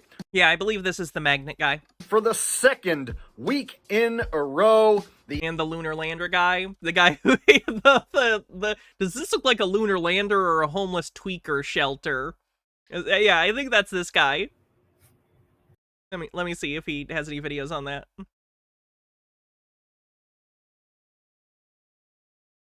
He made, you might not know what I'm talking about, but there are these shirts, and this was on H-Bomber Guy's video about Flat Earth. I think this guy made them. Really awkward shirts where they say, lunar lander or homeless tweaker shelter. And then his claim is basically that the Apollo lander looked so bad, it looks like a, quote, homeless tweaker shelter. Which I don't even think I need to get into why that's problematic. The NFL playoffs ratings are down. Overthought says, so many people pirate games, myself included. It's no wonder ratings are down. Less people are paying for TV and streaming these games. I imagine that's probably a big part of it, yeah. I'm not a sports person, so I can't really commentate on, you know, where sports or the NFL in specific is right now. But I do find it funny seeing this guy think it's all fake because he keeps losing his sports bets. Millions of people are tuning out in droves, and that is probably because the NFL plays fake, phony, pretend football. Not only is it fixed football... Has any of the viewership gone to another sport? Like, you know, popular sports change over time. Baseball used to be the most popular sport in the country, you know? Shifted to football. Is it shifting to something else? Is there another sport that's gaining traction right now, like basketball or something? Or is it just across the board numbers are down because of viewing differences with streaming and stuff, as Overthought said? But the product is terrible. It's downright unwatchable most weeks. So it's no shocker to me that less and less people want to sit around and waste their time and waste their weekends watching this unwatchable crap. The Ravens and the... I missed it. Let me take one more look. Because this whole thing about the lunar lander is so strange.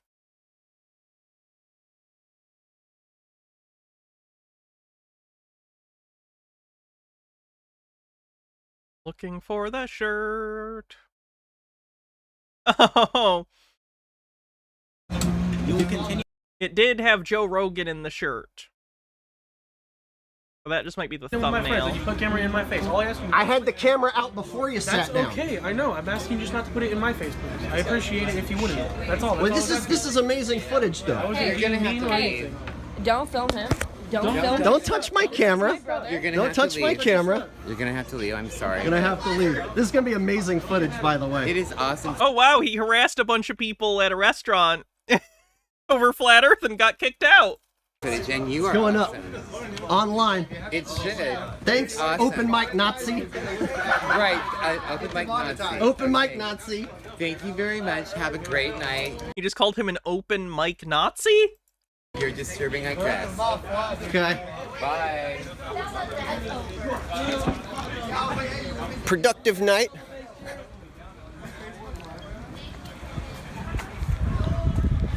It's going up online. 26,000 subscribers. Jake the Asshole. Look for me on YouTube. Jake the Asshole. 26,000 subscribers. You're all gonna be on the video, whether you like it or not. 26,000 subscribers, wow. I don't care how many subscribers you have. I don't care if you have 10 million subscribers. Anyone verbally bragging about the number of subscribers they have on YouTube comes off as incredibly pathetic and embarrassing. Yeah. Putting in some work, son. Now, go ask Jaron or Dubay or ODD or any of these fools to go actually put in some work and go actually debate real people. They're too chicken shit to do it. You see there, I tried to have a conversation, and of course they don't like it because they start losing the argument because they can't make any real points. And so then when I'm sure that's what happened. When I start winning the argument, then all these extra people who weren't even involved in the conversation initially start sitting down and saying, "You need to leave. I don't like you. You need to get out of here because you're saying things that we don't like. Put the camera away." It's like, dude, I had the camera out before you sat down, fat dumb shit bastard. So this fat fuck... No, that makes sense, Amber, because in fiction it's something you have control over. Thinks he can come sit in front of my camera, then tell me to... A lot of coping mechanisms is trying to basically transfer feelings of one thing onto another that you have more control over. Put the camera away. Just so you know, if you're out in public, I can fucking film you. They can ask me to leave, which I did, but I can still film you. And I can put it online. You can't do shit about it. Anyway, I think this was a productive day at the... Tip it now. Well, it would depend on how heavy the plane is. It's because me is... He's certainly an interesting fella. Yeah, he seems like an asshole.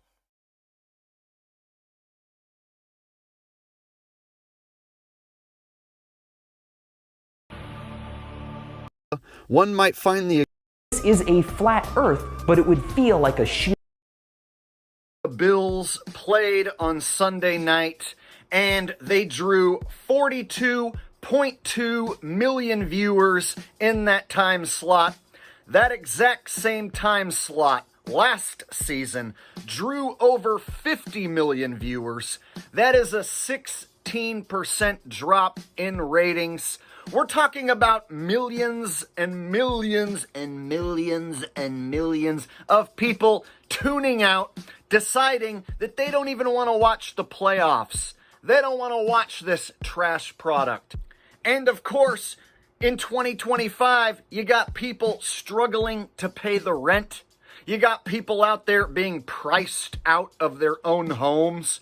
People having to move into their cars or worse. So yeah, people in financial trouble in 2025, they don't want to sit around and watch rigged, scripted, pretend football. And I don't blame them. I mean, these massive ratings declines really speaks volumes. Doesn't understand his problem is capitalism on the bingo card, yeah. About where the NFL product is at right now. Regular season viewership was down. Viewership is down through the first 2 rounds of the playoffs. What do you think's going to happen with the AFC and NFC championship round? You think magically those numbers are going to go up? I suggest those numbers are probably going to go down as well. I find it so odd that he's assuming that it's because people think it's fake. I don't know.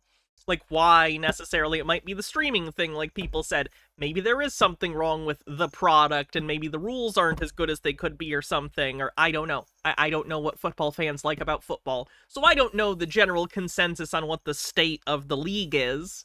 But, like, I don't understand how he's jumping to the conclusion that it's because everyone believes the weird niche conspiracy that he believes. Well, then of course we got the Super Bowl. My guess, we're going to see a decline in viewership of the Super Bowl. In 2025, people are worried about how they're going to pay the rent. People are more worried about how they're even going to survive.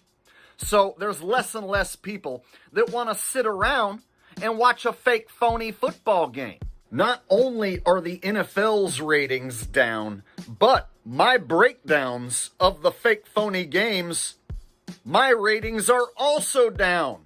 Now, isn't that counter to your thesis? If your thesis is fewer people are watching the NFL because they think it's fake, wouldn't there be an inverse correlation? Wouldn't interest in your videos calling it fake go up at the same time their ratings went down? That doesn't make any sense. This is such a weird cope for, like, his videos not doing well. You know why your videos aren't doing as well? Because you make the same video every week. Every single week, it's the same video. I watch it from time to time, but, like, it's just, oh, look, here's a play, I didn't like it. It's 10 minutes every week of him just looking at plays from the NFL of the last week that he thinks seems sus. It's incredibly boring content. now, funny thing is, It's funny, like, once or twice. last video I made about how the NFL's ratings have dropped in the last playoff round, that video outperformed my last 4 playoff breakdown videos. So, I didn't get a notification for it, Rick M. I don't know if it'll take a sec or anything. But I didn't get a notification as of right now. me complaining about the NFL and talking about how their ratings have dropped, I'm getting more viewership on that video than I am breaking down the actual fake and phony games. So what's the NFL gonna do to fix the ratings plummeting? What are they gonna do next season to try and correct this problem? Well, I don't think they really can do much about it. I mean, what are they going to try? Another celebrity player romance? People are already sick to death of Taylor Swift and Travis Kelce. They had to back off on the amount of times they talked about Kelce and Swift this. I gotta ask, was there actually I've heard so many football fans complain about the Travis Taylor relationship and how it's taken over the sport. Was there even a statistically significant number of Taylor Swift fans that started regularly watching football because of this? I hear them all bitch about it, but, like, is it that pervasive? This season. Genuine question. And it hasn't worked. Ratings are down. So what are they going to do? Try and inject even more fake player celebrity romances and hope that that gains more of an audience next season? It's not going to work. I foresee the ratings dropping even more so next season than they did this season. And I could see the NFL getting desperate and trying some extra phony crap next season to try and make up for their ratings decline. I mean, guys, knowing the NFL, they'll probably have Josh Allen start dating like Miley Cyrus, right? That'd be a ratings grabber, right? Is Miley Cyrus still considered famous? Like, I know she's famous in that, like, but, like, is she actively still producing albums? I don't know music things. Josh Allen, the great white hope of Buffalo, possibly even the next Super Bowl winner, who knows, starts dating Miley Cyrus, and then they become the next Kelce Swift, right? No. How about Patrick Mahomes leaves his wife and starts dating Lady Gaga? Yeah, that'll make more people start watching football, right? Yeah, a little drama. We had the biggest song of the year last year. I don't know what song that is. I don't listen to music. If I listen to music, it's music that's at minimum 20 years old. Yeah, Lady Gaga. I can talk about movies all day. I can talk about Fritz Lang's filmography. We can discuss the difference between French Impressionism and German Expressionism. I don't know shit about music. And Patrick Mahomes, the new celebrity gossip item in the NFL, that's definitely going to draw in the ratings. That'll fix the ratings problem for sure. So let me know in the comments section down below, are you guys watching these playoff games, or have you already cover of Jolene? Oh, okay, see, I know Jolene. Jolene's good shit. Tuned out? As always, I want to The thank you original. for watching. Please like, share, and subscribe, and I will see all of you in the next video. Peace.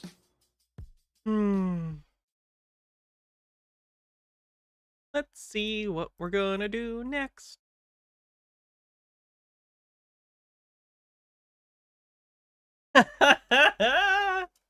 Oh look, it's Sky Prince, still doing stuff. Hey guys, okay, so the Alliance has requested for the scanning procedure, not the medbed procedure, the scanning procedure if you can wear black underwear. Pretty simple request, okay? I don't understand why this is such a massive deal. Simple request. Isn't French Impressionism paintings? Did Monet make movies? So, there's a movement in film also called French Impressionism that was prevalent in France in the 1920s, and moving forward, but it began in the 1920s. It is a different movement, though related to that of French Impressionist painters. Most people already have black underwear. If you don't, go and buy some before your scan. It's that simple. Okay. Now, they didn't give much detail. Similar thesis, though. French Impressionism in film is very much about trying to capture moments in time, you know? Similar to, like, Impressionist paintings, I suppose. But, yeah, done through film. And this was the silent era, so a lot of it was very, very focused on the imagery. And the only detail they gave why they request the black underwear is simply because the graphics, the black underwear works better on the graphics on the computer screen. So after your scan, you're sitting down in the medical office, whatever, looking at the screen, going through with the Please do a stream about that kind of thing. No one will watch it. No one wants to sit me do a worse version of film school. bed team, what is wrong with you, what you want done, you will see yourself wearing black underwear. Sit here and explain the difference between an L edit and a fucking J edit. Apparently it works better with or a black cut, underwear. J cut, and L cut. It's that simple. Rayline says, I'm so sad. I saw you mention no exit in the VOD. I see your opinion on French playwrights is suddenly different when I'm not watching live. My opinion on French playwrights is entirely based on what's funny in the moment. I think Sartre would understand. Okay, now, if you don't understand why, okay, if you don't get it, or you think that you should be able to wear whatever color underwear, then try going in for an MRI wearing jewelry, okay? I like that she made a whole 4-minute video about the fictional sci-fi technology that she says exists, and what color underwear. Why in the world would the color of your underwear have a bearing on the medbed? I believe sci-fi technology exists on the bingo card. If it has been requested, there is a reason. No Exit's your favorite one act, even over 12 Angry Men. I think I'd agree on that. Okay. No Exit's really, really good. You don't have a go, or... I think people there's a common misconception with No Exit, which is the play that famously the line "Hell is other people" comes from. Originally it was in French, of course, it's a French play. But I think people misinterpret that. It's not a misanthropic statement about just like, oh, other people suck. It's about how, as a person, the perception of others causes us pain. Seeing ourselves through the perceptions of other observers and having to see ourselves in that context outside of outside of our own just personal perception, it's damaging. We're constantly navigating social spaces and relationships in order to make ourselves appear a certain way or be a certain way, performing for other people, which is kind of a hell. Or argue with the radiologist because you want to wear your beautiful earrings that you got Also why it's called in camera for your anniversary into the MRI scan. It's simple. Black underwear, okay? That's a request. Something to do with the graphics on the computer screen when you're sitting down talking to the team about what you want done and what needs to be done. Please don't make this a drama. If this is a drama for you, then you really need to evaluate even if you're ready for such technology. This is just being blown way out of proportion, and quite simply, I don't know about anyone else in this group, which I do because they message me. I've had enough of the petty ridiculousness of something so simple as being asked to wear black underwear for the scan. Like, really? She sells people medbed, like, appointments as a scam, allegedly, and she is telling them that there is an initial scan before the medbed that requires you to wear black underwear. And she's arguing with people who are arguing with her about the medbed underwear policy. Really? It's hideous. Absolutely hideous. I don't mean to be rude and disrespectful, but some of you people are going ballistic over a simple request for black underwear. Yeah, with that mentality.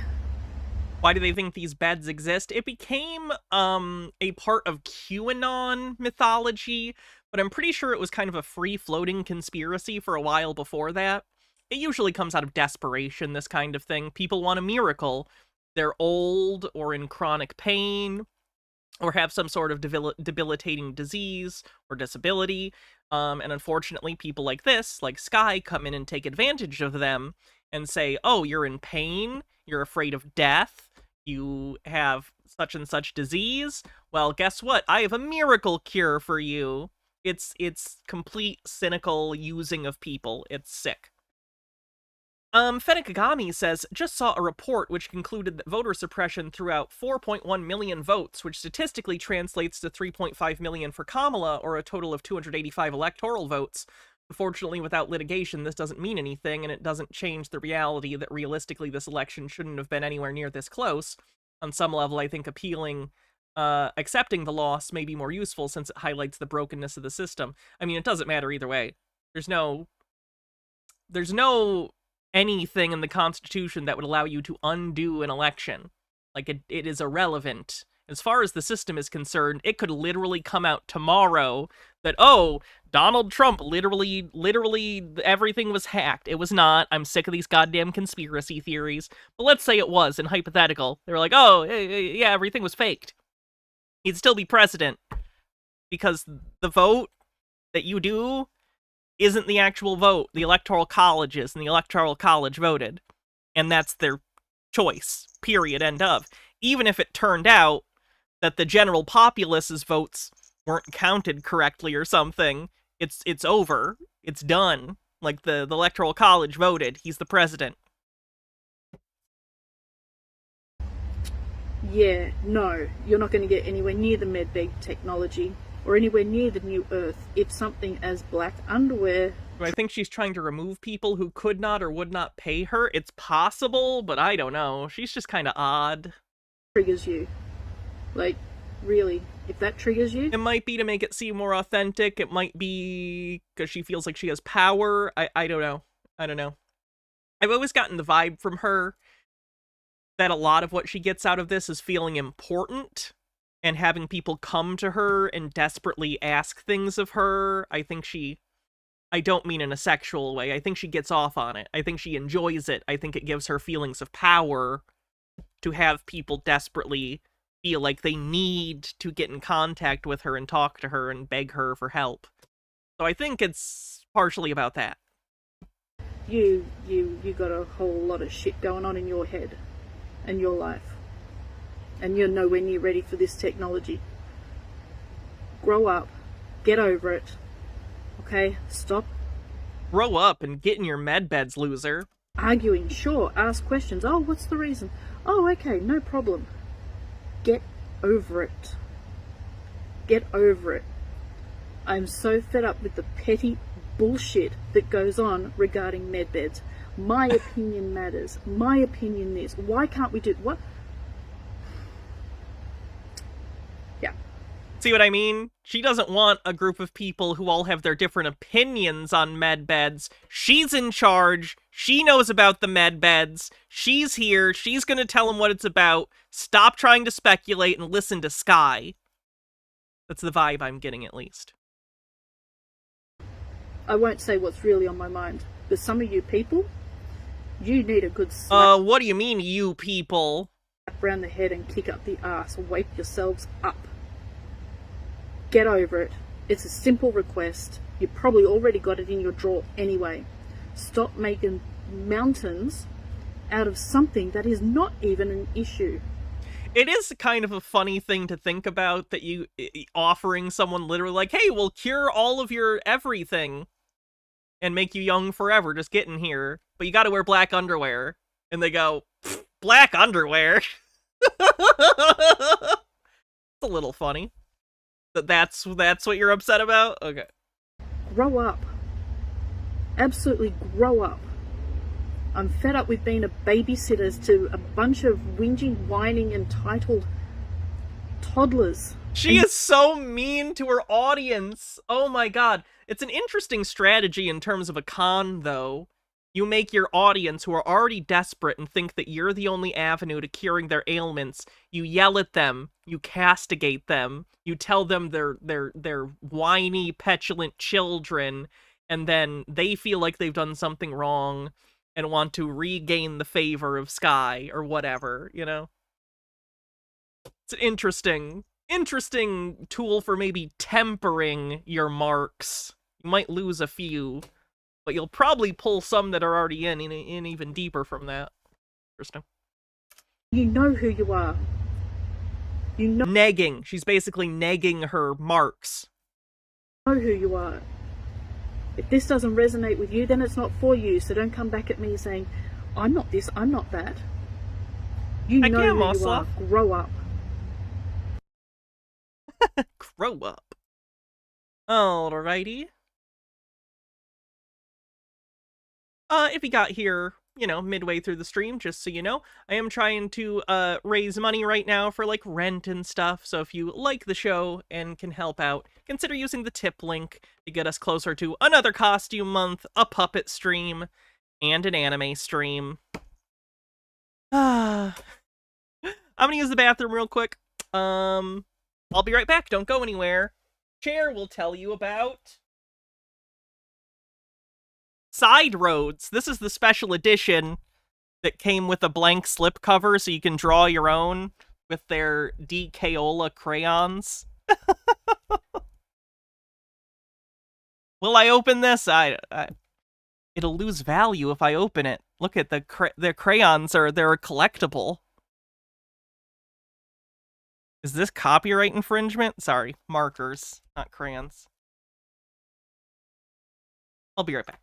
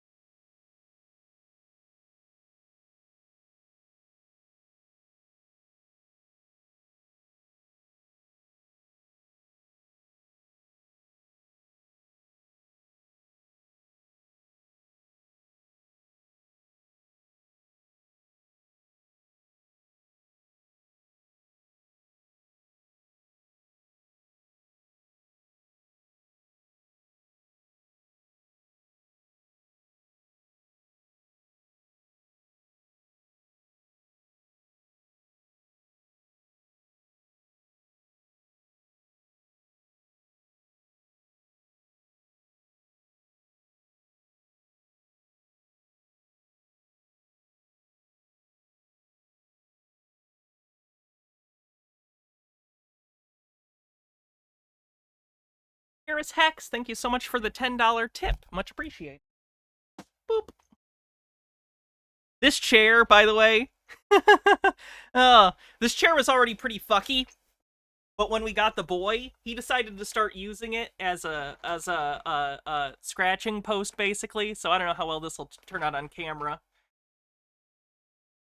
But he ripped this seat all to fucking shreds. So at least I'll remember boy. Anyway, continue. What is next? I really don't want to watch the Trump stuff. Talked about Trump enough today.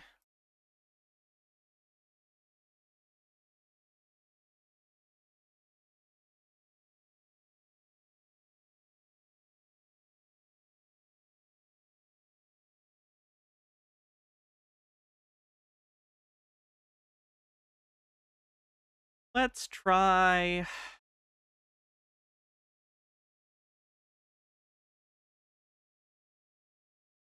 Try this one. Chair does need a med bed, true. Did the boy get adopted? He did.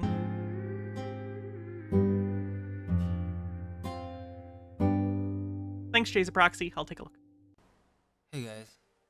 Hope you all are enjoying your holidays. Wait, where did you you put it? I put have a it? big video I've been working on for a few months, but I think for the end of the year, I'm gonna be doing some smaller adventure videos. Today, I wanted to talk about this state park in South Carolina called Caesar's Head. There are some strange rock formations in this area, and I wanted to talk about some of the local lore behind it. This place is well known for its big cliffs and hiking trails, but beyond that, there is some stuff that is a little off. To me, it seems like some of these rock formations are not really natural. In tinfoil submissions? Look, because I looked earlier.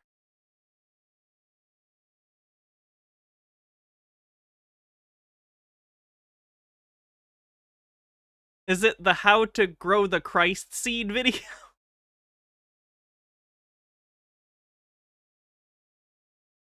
Yeah. How to raise the Christ seed within you. I'll put that over there. Thank you. I mean, the main one, called Caesar's Head, literally looks like a human face. It could be coincidence, but there are other formations in this area that are just as bizarre. Is that Now, bizarre? the official explanation is that it's just erosion. You know, wind, water, time. Well, no one really knows where the name Caesar Head comes from. Some say it's some type of marker left by ancient people, so perhaps a statue. There are two main theories. One says that it comes from a mountaineer's dog named Caesar who fell off a cliff, and so they decided to name this formation after him. And others say that it's because the profile of the rock formation looks like Julius Caesar. I don't really see the resemblance, but another theory is that Caesar is actually a mispronunciation of the Cherokee word Sachem, which means Indian chief. So could this be some type of Indian chief? It's hard to see in the current day because there are some trees in the way, and it could have been more defined in the past. But there is this one old postcard that shows what it looked like. I do think that some of these— really wish we didn't have so many postcard-based conspiracy theories. Oh, this is the same guy! This is the cabbage guy! Why is he used postcards as his evidence? Postcards are not evidence of things! These angles look unnatural, like the plane of the cheekbone that forms a triangle. Interestingly, Robert Mills ties into this. The same person who is said to have built the oldest bridge in South Carolina that looks like the remnants of a castle in the middle of a forest that leads to nowhere.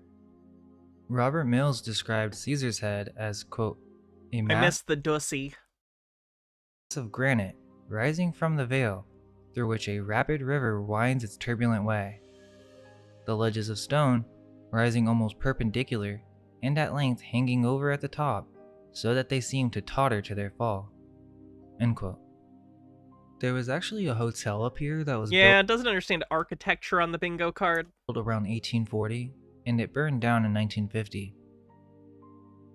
There isn't too much information on it, but apparently it was built by Benjamin Haygood and then given to the Miles family, where they ran some type of health resort. The water in this area was said to have special healing properties. Interestingly, there are some ruins where it supposedly once was, but the ruins are brick and stone, where the hotel seems to be wood.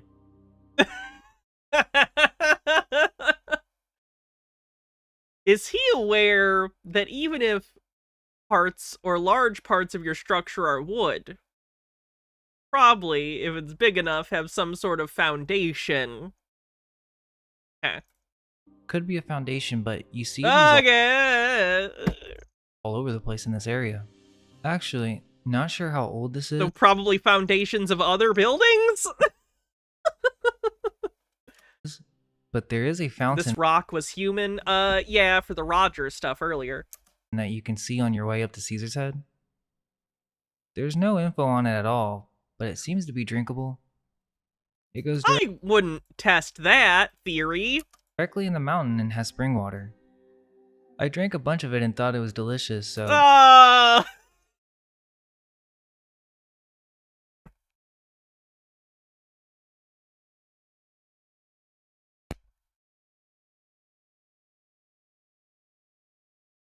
Maybe it does have super healing properties. But I don't know. Thought that was interesting. Okay, but once you get to Caesar's Head at the top, you can't really... Yeah, we'll do a bingo check after this. ...see the head formation, but you do get really pretty views of the surrounding area. Once you're done with the overlook, there's another strange formation called Devil's Kitchen. This to me is bizarre because it's this super narrow passageway between the rocks that looks very unnatural. Many 90-degree angles, and apparently the mainstream explanation is that it was created thousands of years ago when water froze and expanded in the mountain, causing the rock to crack. The granitic gneiss rock breaks at a 90-degree angle, forming a narrow passageway between two tall rock walls. But why is it called Devil's Kitchen? It comes from a myth dating back to when the Scots-Irish immigrants settled this area. They say that they decided to settle this area because it reminded them of the rolling hills back home. But apparently, they were brewing their alcohol here, and they decided to let the devil make his own. And a drop of this concoction fell into the rocks and split them apart. Now this might sound like just a fun local tale, but it got me thinking. Could this be some kind of symbolic reference to an old technique used to break or soften rock? Maybe with a chemical compound of some sort. Okay, so the thing is, there are actual ancient, like, techniques, pre-industrial techniques of, like, cutting and, like, breaking big rocks like that, but that's not what this is. It's just what they said it was. It's the ice thing. M. Scheffler, thanks for a 3-stream streak. It could be a reference to an old chemical stone cracking agent that was used. I'm sure some of you may just think that this is natural. A chemical stone cracking agent that makes perfectly smooth surfaces.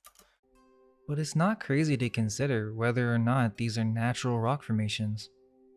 I mean, but that's what we know about them, and we know rocks do split like that, so... The first thing to consider is that there are many Indian and/or human face rock formations. Oh, no! Oh, God! Do I need to play that again? Is that there are many Indian and/or human face rock formations.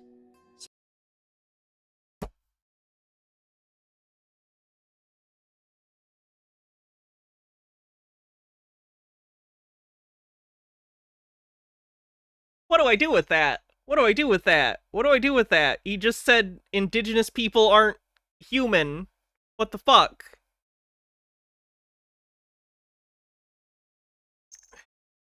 Some of which do not seem natural at all. There's one at Chimney Rock, called the Devil's Head, And why are they calling these formations names related to the devil? There might be a connection there. This rock is just sitting on the edge of this cliff, and they say that it just landed there by accident. But how? And it also looks like there's a clean cut on the backside of the head. Actually, there are more boulders at Chimney Oh, he really doesn't know how erosion works, huh? Holy shit. Rock that look like heads, and they have no explanation. Even Chimney Rock itself looks like one of the giant heads of Easter Island. On Cliff Trail, which is closed now, there's a giant mountain-sized head-shaped stone. But you can see it in the battle scene of the 1992 film Last of the Mohicans. And again, it's a face with the strong, sharp I prefer The Last Samurai. Never understood that film series. features of a Native American, or a Caesar's head. There's also the opera box here, which to me just doesn't seem natural. They finished it off strong with Last Airbender, though. Again, the story is that a large block of stone just fell and landed this way. Which, sure, but it does seem odd, and the large gap does resemble the shape of an opera box.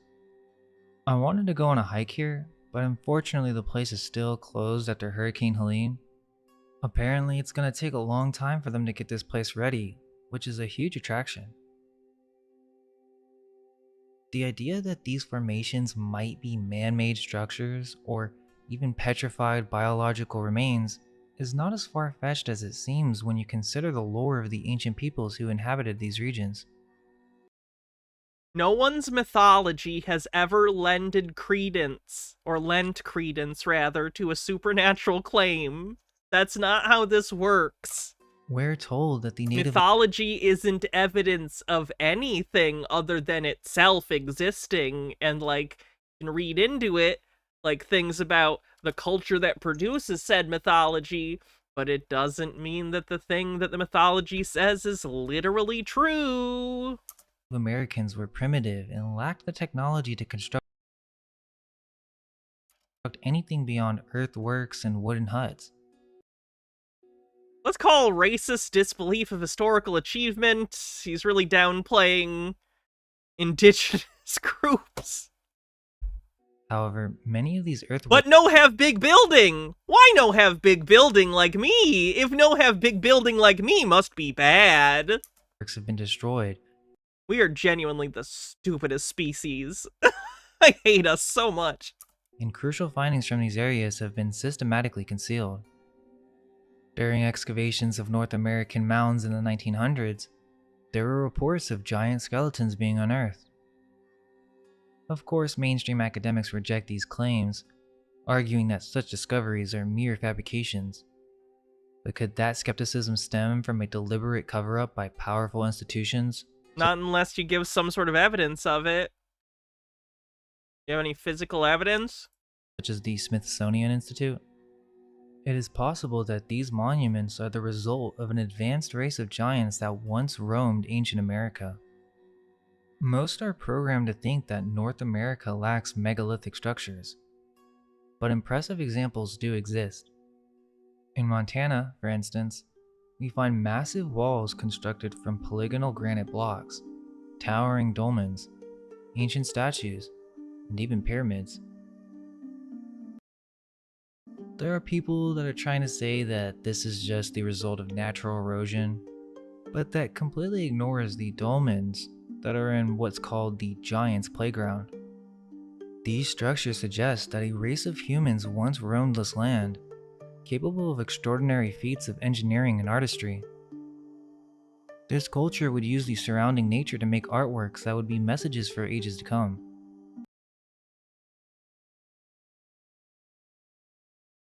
I get the vibe that when he says humans, he means not indigenous people. Is the vibe I'm getting from this. He means some other group of white people, you know? That's the vibe I'm getting from this talk. A reminder of what humans were capable of. This doesn't imply that every peculiar formation is man-made. Some might indeed be the result of erosion or natural weathering. But what is natural, and where do these mountains originate from? Is it like the ancient cultures suggest that these mountains are petrified remains of colossal ancient beings or ginormous trees? Could this be why these sites were considered sacred by indigenous cultures? Official accounts attribute these formations to volcanic activity and millions of years of erosion. That's how mountains work. But what if some of these mark the resting place of titans or giants, creatures discussed in myths from cultures around the globe? For example, So I know that, like, I don't know, the Earth is, going around the sun and, spinning on its axis, but what if the sun comes up because fucking Ra pulls it on a chariot every morning? Wouldn't that be cool?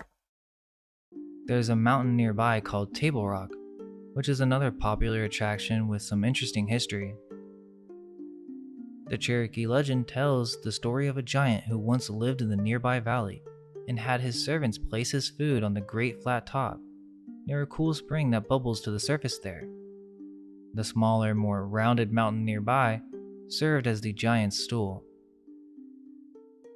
Now, of course, skeptics will say this is just a myth, but you will see these types of references over and over again, and it's worth considering whether or not there's more to these types of stories. Also, you have Bald Rock, which is on the way up to Caesar's Head. It's very beautiful here, but I couldn't help but think that there's something off about it. It kind of reminds me of Stone Mountain in Georgia, which also doesn't seem to be natural at all. Who knows what it once was? Ra used a barge, not a chariot. That's on me. Green guy with a $5 tip says, Hannah, there are more pyramids in the Americas than in Egypt, and the largest have been added to over thousands of years, but a bigger one over the smaller going back to over 4,000 years. Ancient American history is awesome. But it doesn't seem to be the result of magma cooling. The chariot was Helios. Yeah, I combined two sun gods accidentally in my head. There are many Indian head formations around North America that are simply attributed to natural causes. However, with this perspective, we can begin to look at these formations in a new way. Some are literally called Indian heads, and it just seems strange that you would see the same pattern repeated. It's not the same pattern. We tend to see faces. It's called pareidolia. It's a thing. They don't look the same. They just, from certain angles, kinda look like faces. It could be any type of head, but for some reason many of these formations resemble Native American profiles. Interestingly, I was looking into Indian heads, and I found some surprising info. There is a site in Lexington, South Carolina that has an archaeological site called Indian Head. This site seems to have been an early government or confederacy in which several tribes would meet. This Indian Head is a site with evidence of thousands of years of habitation, even settlements from the 18th and 19th centuries. This was an important place of gathering as it was a part of the ancient Creek Path and Middle Road. I've seen some articles reference it being in Lexington, outside of Columbia, but the marker of Indian Head is in Perry. The Indian Head site near Perry, South Carolina, is known for its unique natural features, but it wasn't just a meeting place for Native American tribes. This is where the Royal Freemasons from the early 18th century until the 19th century would meet up. By 1769, a meeting house and Masonic Hall were established right at McGillivray's Little River of the Indian Head. It's said that the Freemasons recognized the site's strategic and symbolic importance, tying it into their rituals and plans. But why was this place so important? By 1790, Indian Head was at the center of a unique convergence of power and influence. This was the height of George Washington's vision, where his Methodist, Freemasons, and allies like the McGillivrays were all— These goddamn Methodists. Just to Pete says, has he not met the different, he has not met, wait, he has not meet that different, wait, what? He has not meet that different native people, has he? I think you typoed somewhere and I'm confused. working towards a unified purpose. The site, once a sacred meeting ground for the Creek Indians and French matrilineal families of the Wind Clan, became a cornerstone for this effort. In fact, Theophilus Hastings, a royal Freemason advisor to Washington, had already marked his land for settlement back in 1717. One claim suggests that in 1865, at the height of the Civil War, Freemasons from both sides gathered at Indian Head to broker agreements, possibly influencing the war's conclusion. Wow, that possibly is doing a lot of work. Even more curious. There we go. He has not met many different native people, has he? I doubt he's met a single indigenous person.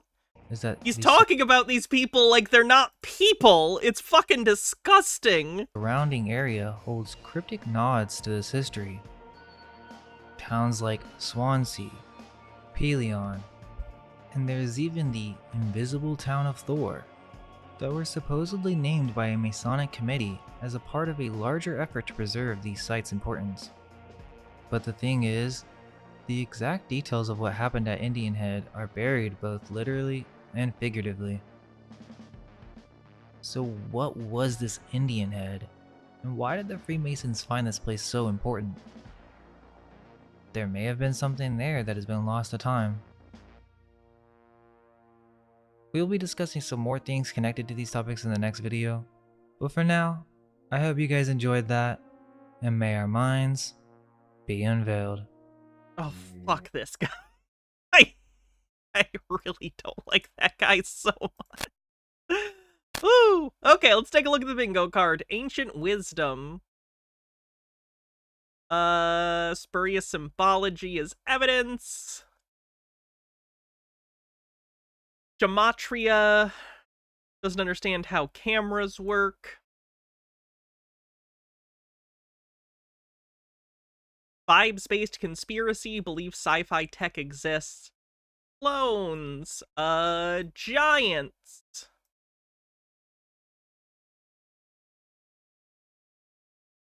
Racist disbelief of historical achievements. Doesn't understand their problem is capitalism.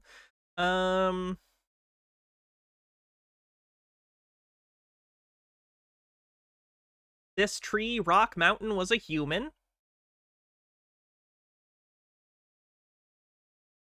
Chemical fear-mongering for the fluoride stuff.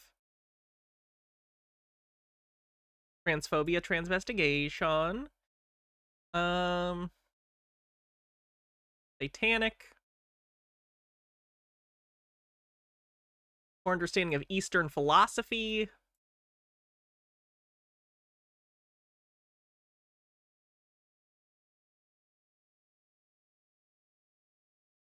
Is that it?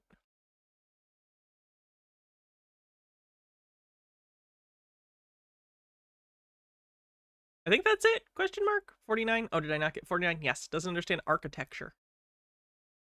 Thank you.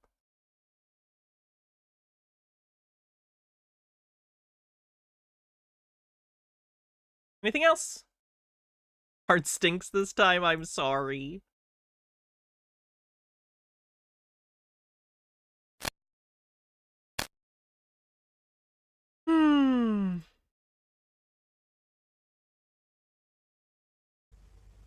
Who still believes the Earth is a ball? Well, if you do, unfortunately, I'm going to destroy that belief system of yours today. Okay. With two short clips. Cool. The first clip is a perfect example of the optical effects at play in this realm, this place we find ourselves. The second clip is showing a practical demonstration, highlighting the absurdity of the globe Earth and space. Bear with me. So in this first clip, we get to see the optical effects of the Earth here reveal themselves to us in all their glory in this time-lapse video. Scheffler says, if only there was a way to determine what might be true and we have two or more options, something that could show what is evidently true, we could call it evidence. These effects are often cited as proof of curvature by mainstream believers. But as we're going to see here as I press play, over the course of a day,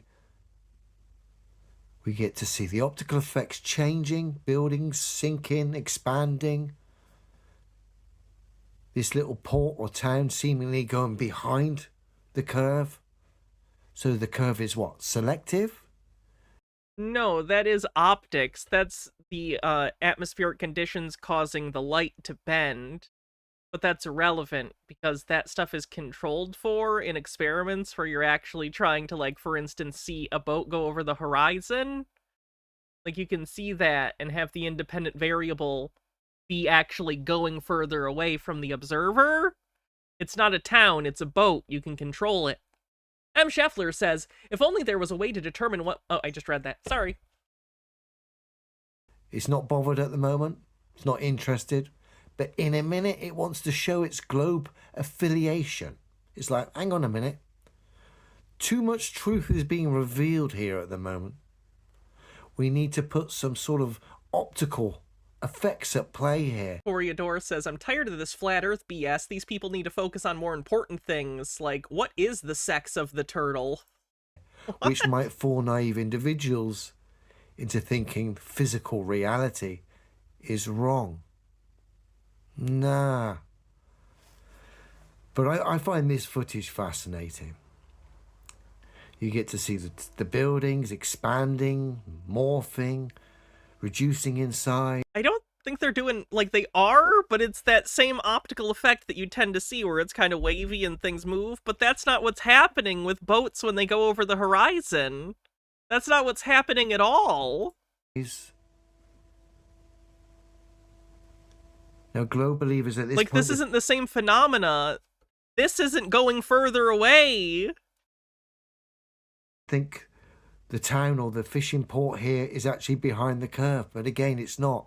It's just optical effects at play of... I mean, it is. The shoreline certainly is to some extent, but the variability, or the amount you see it, is going to be variable based on the atmospheric conditions. For the course of the day. I mean, look now. That's mad, isn't it? I love it. And remember, everything I say is backed up by practical, demonstrable reality. Right, but you don't understand what you're looking at, and you misrepresent it. That's the issue. The issue is you say, look at this thing, here's what this thing shows, but it doesn't actually show the thing you're saying it does? You're basically accidentally doing rhetorical sleight of hand. Based demonstrations. If you're going to assert observations over a large body of water, you need to have practical references of the substance at play, backing your conclusions with your observation, thus taking into account the many, many optical variables at play here, which naive individuals cite as curvature, which quite clearly isn't. Brilliant footage. Like I said, the optical world is not the same as the physical, is it? Otherwise, train tracks would be converging, and that would be an awful scenario. And now we come to our practical demonstration, which highlights two things here. One, you need solid separation to separate an air pressure system from a vacuum.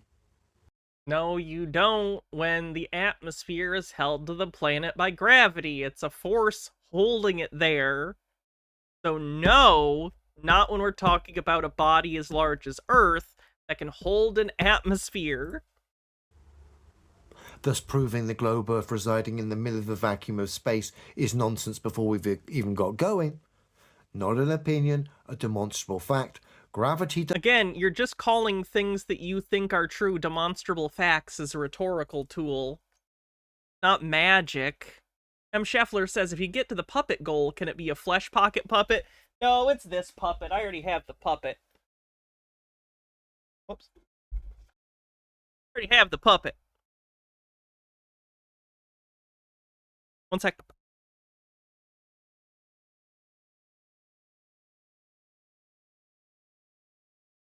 Doesn't cut it. Whatever's at play there isn't man enough because it can be overcome by a gentle breeze. A gentle breeze disrupts the vector of a tower crane, thus overcoming gravity. It's not overcome. Again, what don't you understand? That multiple forces can exist within a given system. different vectors can interact, and then you get a net motion of the system that is like... Moving tower cranes can't Sorry, it just annoys me when people don't understand that there can be more than one thing in a system. It's frustrating. be upside down in relation to me on a ball, held there by gravity, if gravity can be overcome by a gentle breeze. Another demonstrable fact. And then we get... Yeah, you have to do work or exert force in order to overcome gravity. to the claims of space. Hey, Corax. Rockets flying about in a vacuum. When we test that theory with practical references, we can see that rockets require, just like aeroplanes, they require air or something to push off. A rocket pushes off the gases it's expelling. And, oh my god, he's literally talking about, like, the laws of physics, and he doesn't know the laws of motion. One of the laws of motion is that for every action, there's an equal and opposite reaction. So if you are in space, and you have a rocket, or a fire extinguisher, or anything that's gonna, you know, push gas, or something, a propellant, out of it with force, it's gonna push out, and as it pushes out, it's gonna push back at the rocket with an equal level of force, which is thrust, and allows it to move. What? Because this rocket in the vacuum chamber doesn't move until it starts to push off the walls of the chamber, and then it can get some momentum. Yeah, I would imagine it didn't have enough force from the air within it to move it within that system, because it's not in microgravity. It's in some sort of chamber on Earth? Up until that point in time, with no air in the chamber, it's got nothing to push off. So rockets in space don't have walls to push off. Therefore, they don't have walls to push off. They push off, again, the rocket and the propellant. There are no rockets in the vacuum of space, because they would not be able to fly about and coordinate themselves. They wouldn't have any navigation. They wouldn't have any propulsion. It would just be a spinning pantomime of silliness. So it should become obvious. It should be obvious by now that the optical world we see... To this guy's credit, Robert Goddard himself wasn't sure rockets would work in space. To this guy's discredit, we sent rockets into space almost a century ago now, so... Okay, maybe I'm exaggerating almost a century, but you know. When was the first thing we actually sent into space? Not even necessarily in orbit. What was the first rocket that went into space? Is different to the physical world we experience. I mean, it would be a real bad day, wouldn't it, catching this train, for example? Sputnik was the first satellite, but was it legit the first attempt to actually get into space? Or just the first one we know of? And seeing the train tracks converge on the horizon. 1942, that's close enough to a century. That's under 20 years. I'll round up, that's fine. As your train heads towards those converging train tracks, like I say, it's not... Olive, come back, buddy. Oh, he says no.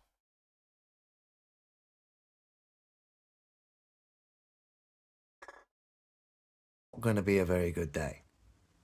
Thankfully, the physical world we experience is a little bit different to the optical world we see, which is why it's always good, particularly with observations, to cross-reference things with physicality. Remember, the physicality of this earth will never lie. Men and women do. Have a good one, everyone. And you're a man and you're lying. Or at least so misinformed that it's tantamount to lying. Whichever. Probably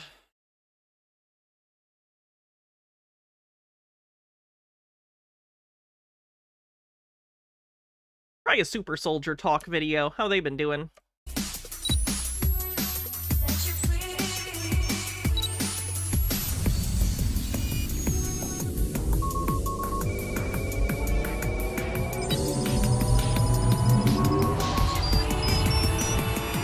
Buddy, hey, kitty.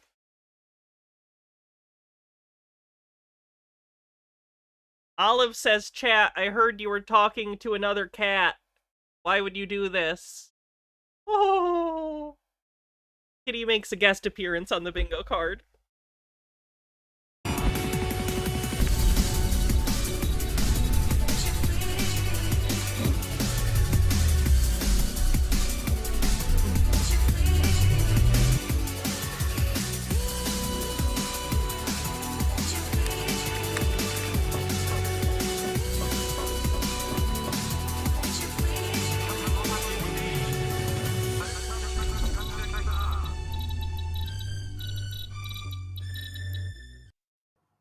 Hello, everybody. Welcome to Super Soldier Talk. My voice is a little hoarse today, so I hope you don't mind. But ooh, you should have rescheduled this. I would not stream if my voice was that rough. That's gonna hurt. I feel fine, and I hope you feel fine wherever you are in the world. So today we have Jesse Beltrain with us. Thank you for joining us, Jesse. How are you doing today? Doing well. Thank you for having me on your show. Yes, thank you for coming on here. We're going to be going into the Havana syndrome. Ugh. I don't think I've ever gone into that in this show. Havana syndrome, also known as mass hysteria. So I'd like to learn more about that. So I guess let's just go ahead with the bio.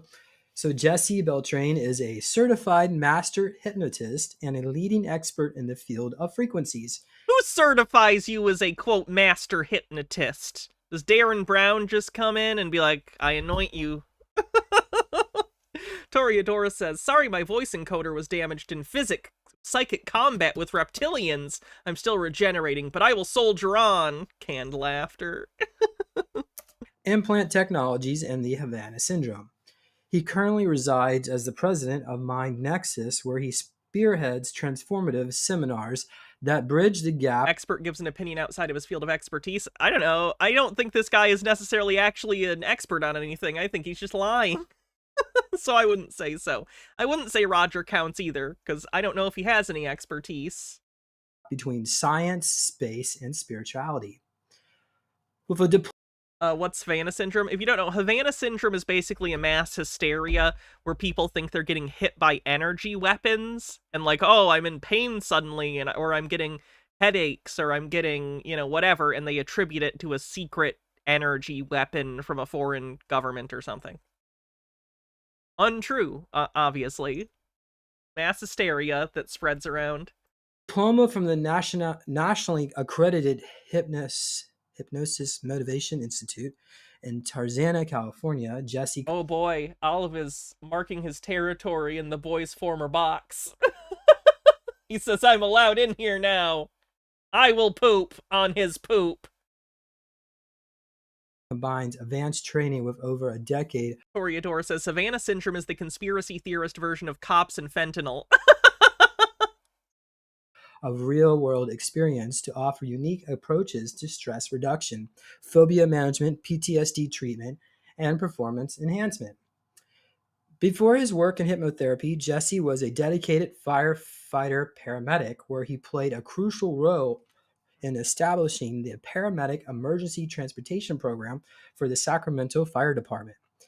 His passion for public service extends into his tenure as the president of the International Center Against the Abuse of Covert Technologies, where he tirelessly advocated for the safety and welfare of the community. Jesse's academic achievements are equally impressive. He was a member of the Mathematics, Engineering, and Science Association at the University, was it California Davis, right? UC Davis? Correct. Okay. And holds certifications in blood and airborne pathogens from the Sacramento State University. Additionally, he co-founded California's third largest internet service provider, focusing on innovative programming and pioneering high-speed data transmission. Yeah, it's bad, right? Sorry. Like I said, Olive pooped, and it's something. You want to pop that window? Thank you. Okay. Microwave technology. So today, Jesse is recognized as a visionary leader, frequently speaking at events, seminars, and retreats on topics such as the impact of frequencies on human health, the dangers of implant technology, and the realities of the Havana syndrome. His career is a testament to his unwavering dedication to public service, innovation, and the power of the mind. So thank you for coming on here today. Okay, Audience members, how's everybody doing today? Prince Nurata. Frequencies of what? Energy! Thank you so Don't worry about it. Don't think you're thinking about it too much already. Frequencies. End of thought. much for joining us. We have important information for us to be aware of. Thank you. All right. So let's go through some important announcements. Since they did go down a list of the things he claims to be an expert on, we will consider this expert gives opinion outside of field of expertise. I could take the time and look up if what he's saying about the math stuff is true. I'll just give it to him for now, because I don't want to look that up. So, free bingo space! Buddy, I'm a little low on donations this month, so if you feel so inclined, you appreciate this information, would you please consider donating to Healing Soul Survivors? It will take you over to the Give Butter link if you go over to healingsoulsurvivors.org. Thank you. Additionally, everybody go check out the new Martin Luther King Jr. message that was just... Yeah, they were the ones that put out that terrible AI Martin Luther King Jr. message I showed last week. Released. So I want to thank Adrian Espinoza and my friend Catherine. If you missed that, maybe I should enlighten you.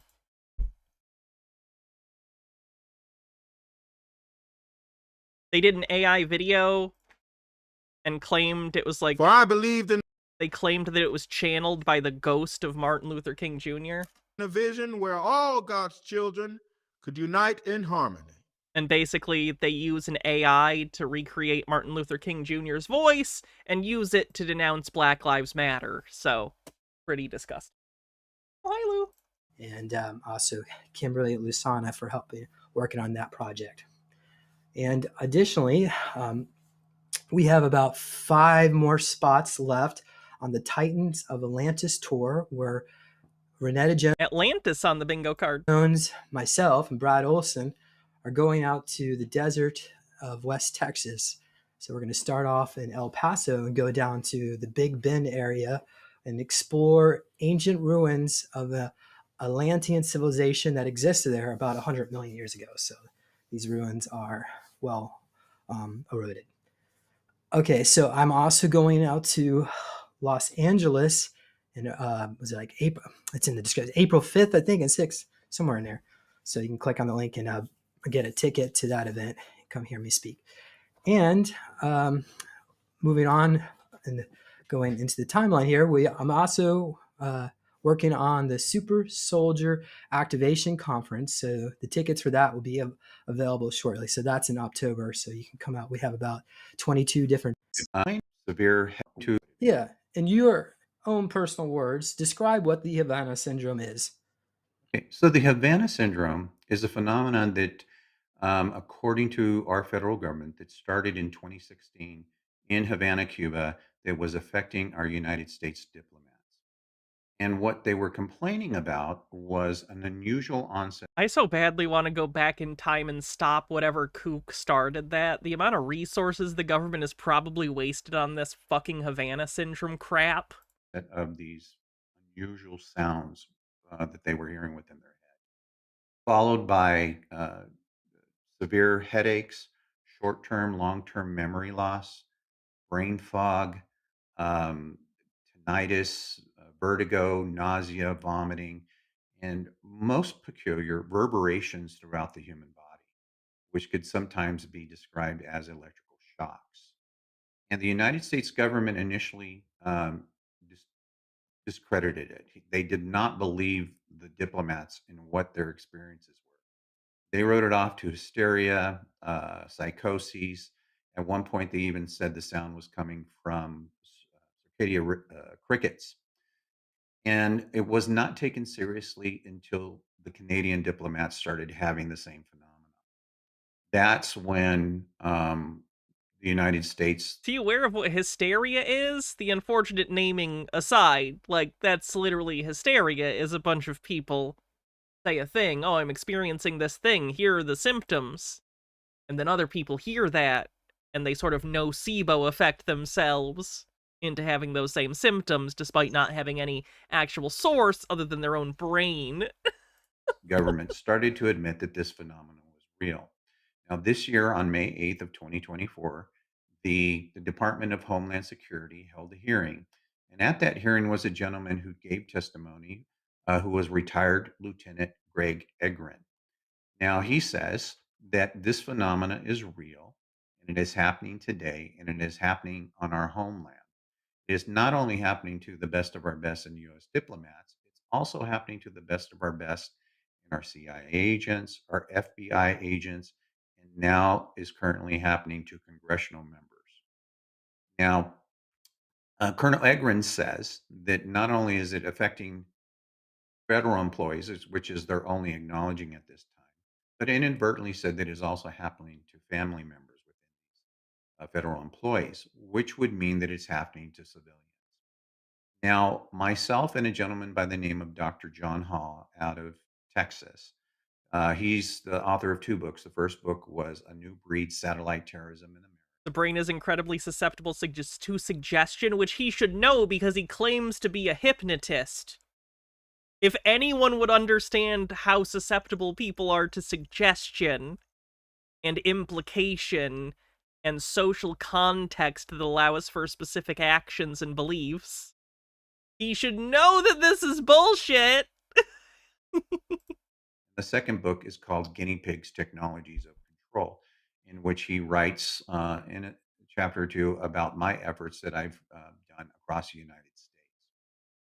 Him and I came across this topic and we were discussing it, and he expressed to me that civilians within the United States were coming to him back in 2009, 2010, and complaining about an acute onset of these strange sounds, followed by head pain, short term, long term memory loss, brain fog, vertigo, nausea, vomiting, and this reverberation throughout their body. Sounds very familiar to what the Havana syndrome victims are complaining about. Yeah, his sound is choppy. I think his threshold is set wrong for his, like, noise canceling. Now, Colonel Egren says that this Havana syndrome, they believe, was caused by a directed energy weapon. In some cases, this was true, but not in all the cases, because you talk about the logistics and having to follow individuals 24/7 and aim this weapon at them. They were complaining about this signal was being heard 24/7, 300 would not leave them. Okay, his voice is like his cut-ins and outs are annoying my brain a lot. I don't know why in particular, but it's grating on me. So I gotta move on.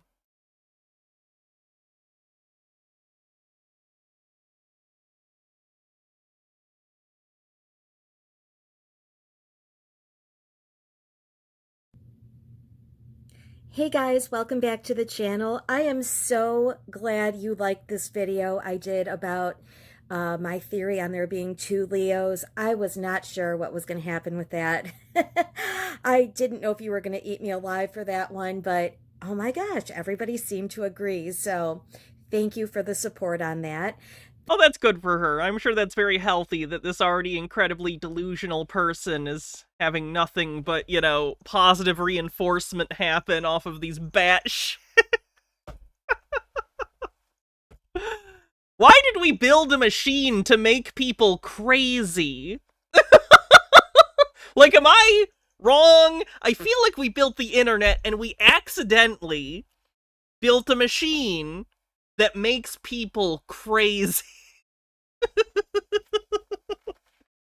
It's like the secret of origami fault. The internet is the hole meant for you, and it warps you and torts you over the years into this weird thing.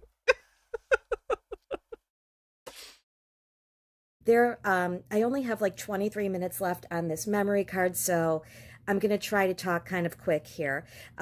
We're talking about Leo again today. Okay, I'm going to show you a picture like really quickly, and I want you to think to yourself, who is this? That's Matt Damon. That's Matt Damon. That's Matt Damon. That's Matt Damon. That's Matt Damon. That's Matt Damon. I mean, that clearly looks like Leo, right? Does she just have face blindness? She's just face blind, isn't she? No, this one's Leo. Neither of them. What are you talking about? I mean, obviously, right? What? No! That's Matt Damon with a fucking beard! Like, clearly, I'm looking at a photo of Leo DiCaprio with a baseball cap, sunglasses, and some facial hair. No doubt. In her head, does she still picture Leonardo DiCaprio like he looked like 20 years ago? Because this isn't even what he looks like these days. What about it? Except, they're trying to say that this is Matt Damon. It is Matt. It's very clearly Matt Damon. It's very clearly Matt Damon. Okay, so a few years ago, I think this came out in 2021. I've seen Team America. I'd recognize Matt Damon anywhere. Movie Stillwater, which was a really decent movie. I liked it. This movie came out in 2021. I went to the theater with my friend and we saw it. You said she has face blindness last time you watched her. Well, that makes sense, because she does shit like this. For the record, I don't remember. I'm probably repeat myself sometimes. I watch a lot of people. I'm sorry. Literally the entire time. Like, I can't even really tell you what the movie was about anymore. The entire time I was sitting there like, this was a Matt Damon movie, but I'm watching Leonardo DiCaprio. And I'm not upset about it, but, you know. You missed the beginning of Departed. You thought Matt Damon and Leo were the same man until the end, where they're sitting in the same room. It blew my mind.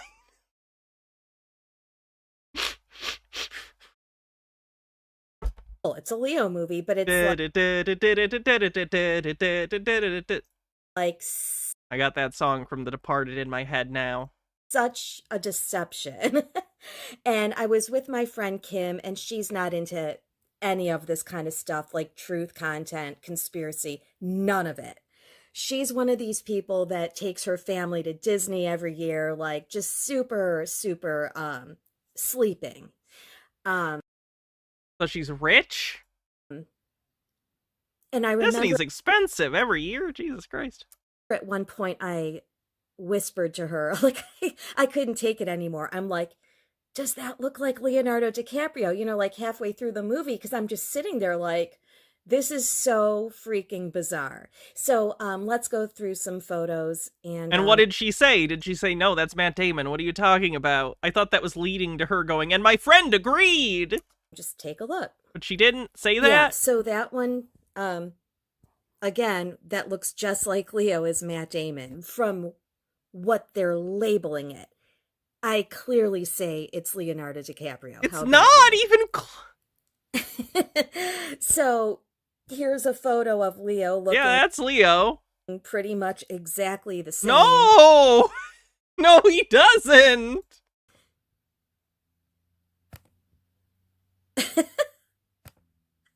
I mean, they're just both white guys? This is ridiculous, right? Are those like, no. Does she think all non-fat guys with beards are the same man? I don't understand. They're not the same glasses, but same look. Now, I'm showing this one because here he is walking down the street, and to me, it's like the same exact guy. I mean, like, that just looks just like him. No, it doesn't. I tried to find, like, any pictures with baseball caps and sunglasses. If she came to the Midwest, she would be so fucking confused. Because this is just what, like, 30% of the men in the Midwest look like. Like, the hat, the sunglasses, and the fucking ugly-ass goatee. Yeah, that's the fucking Midwest. That's, yeah. That's like half the men. Okay. So, I haven't exactly concluded, like, what I think yet. And there's a reason I'm showing this picture. Is it the same person? Was he just... Are they just trying to fool us? Wow, like, Kate Winslet looks so much older than Leo here for some reason, which is funny, because in the movie they don't. Yeah, it's a Matt Damon movie. That's crazy, I wonder why. But it's actually Leonardo DiCaprio in it. if we want to go back to my theory from the other day about me thinking there's two Leos, maybe one of them plays Matt Damon. And, you know, I mean, these are all characters. Like, we don't even know who's real at this point. To be clear, no, most people know who's real.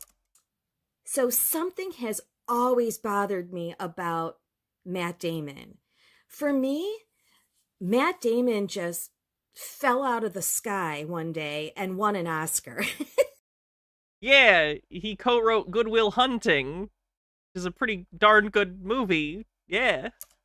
Like, I had literally never heard of that guy until Good Will co-wrote and starred Hunting. And so here's Leonardo DiCaprio, obviously, with the Titanic, you know, James Cameron. And he went to the Golden Globes that year. I believe this was 1998. But I thought Titanic came out in... No. Titanic was 97, right? He didn't go to the Oscars.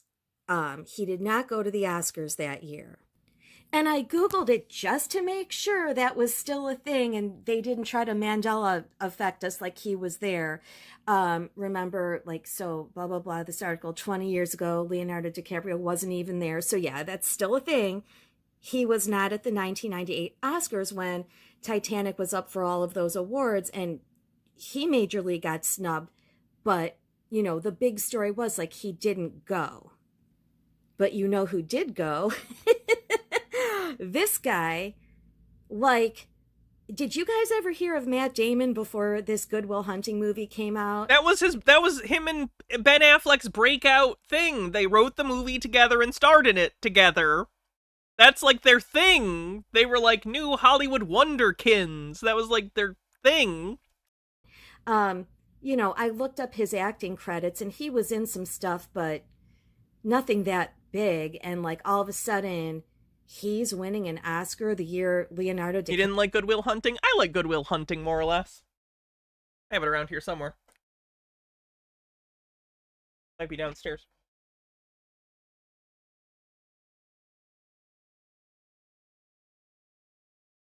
Probably downstairs. DiCaprio did Titanic and didn't get nominated and didn't go to the Oscars. So I just have some thoughts about this. Like, I like Titanic. But Leonardo DiCaprio did not deserve an Oscar nomination for Titanic. Like, I like Titanic. That movie deserved nominations for, like, directing, screenwriting, effects. All that. Great. It did not deserve an Oscar for Leo or, Rose's actress. I know I just said her name, but I forgot it suddenly. I don't think either of them deserved an acting Oscar for that. Maybe Leo did. But it's an enjoyable movie. The Oscars, and he's this Kate Winslet, thank you. Guy, and he was accepting this. If you don't know about how they made Titanic, the dedication to detail, the practical effects on so much of it, actually flooding those sets, really incredible stuff that you just don't see that kind of thing in the craft anymore, you know? Everything's CG, green screens. This award, so he couldn't come there as Leonardo, and you know what I'm saying? Or maybe, you know, he was pissed and he didn't go to the Oscars. I don't know, guys. I'm just giving you my thoughts, but it's very possible he plays this guy, this character, too. What do you think? No!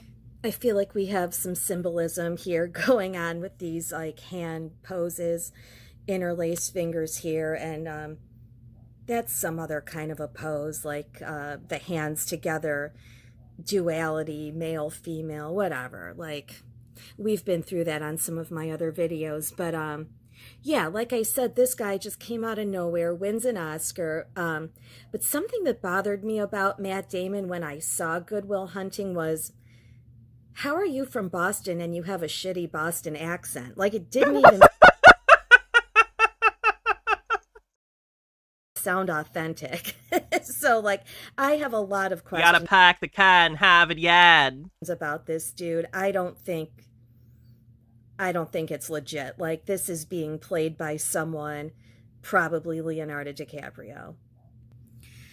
All right, so just for fun, I was trying to pull up pictures of their ears because, a lot of times you can compare ears and that'll tell you if you have a match.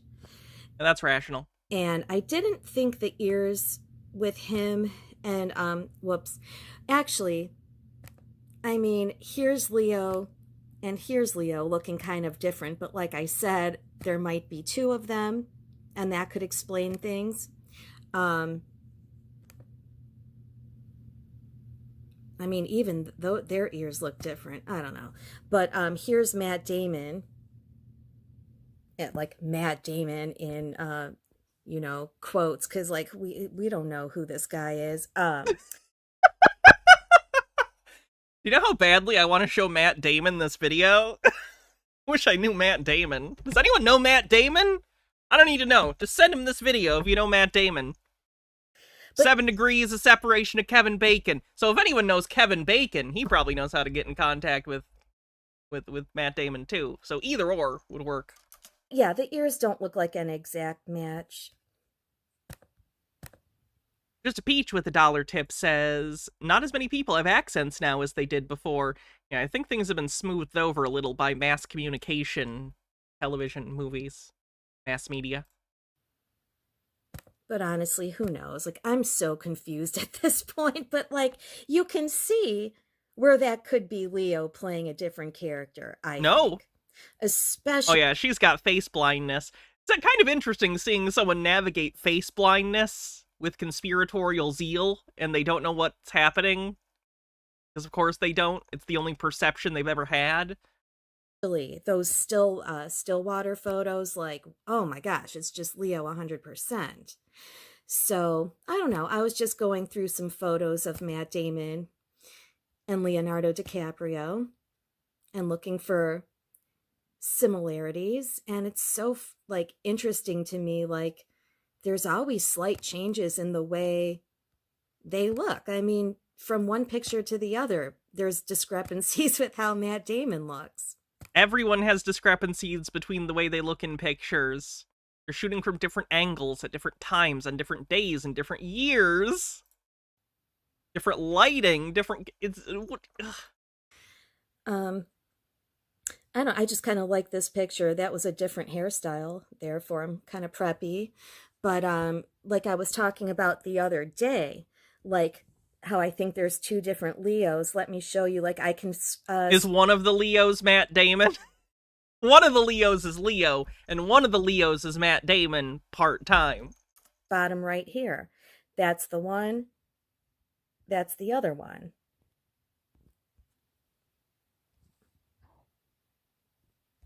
Oh, by the way, in my community section the other day, I posted some photos of lips.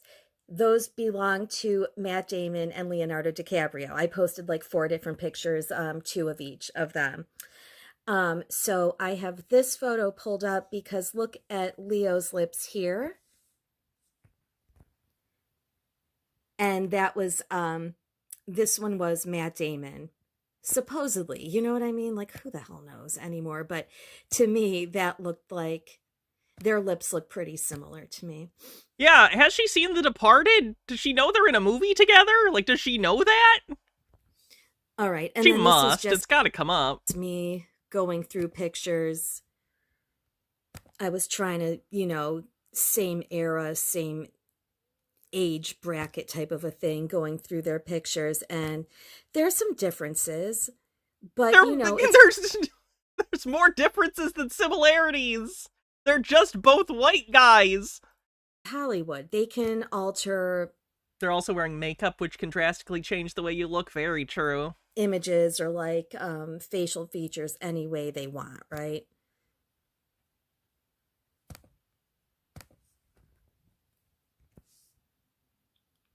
What do you guys think? Am I convincing anybody yet? Because like I don't even know about this. I don't know what's going on with these two, but I need you all to watch that movie Stillwater, and you're gonna sit there and be like, I'm watching Leonardo DiCaprio, so why does it say Matt Damon? Like it's so blatantly obvious. Like that could be Leo right there. It's not even close. I am going to drive myself insane watching these videos. I am going to absolutely lose my fucking mind.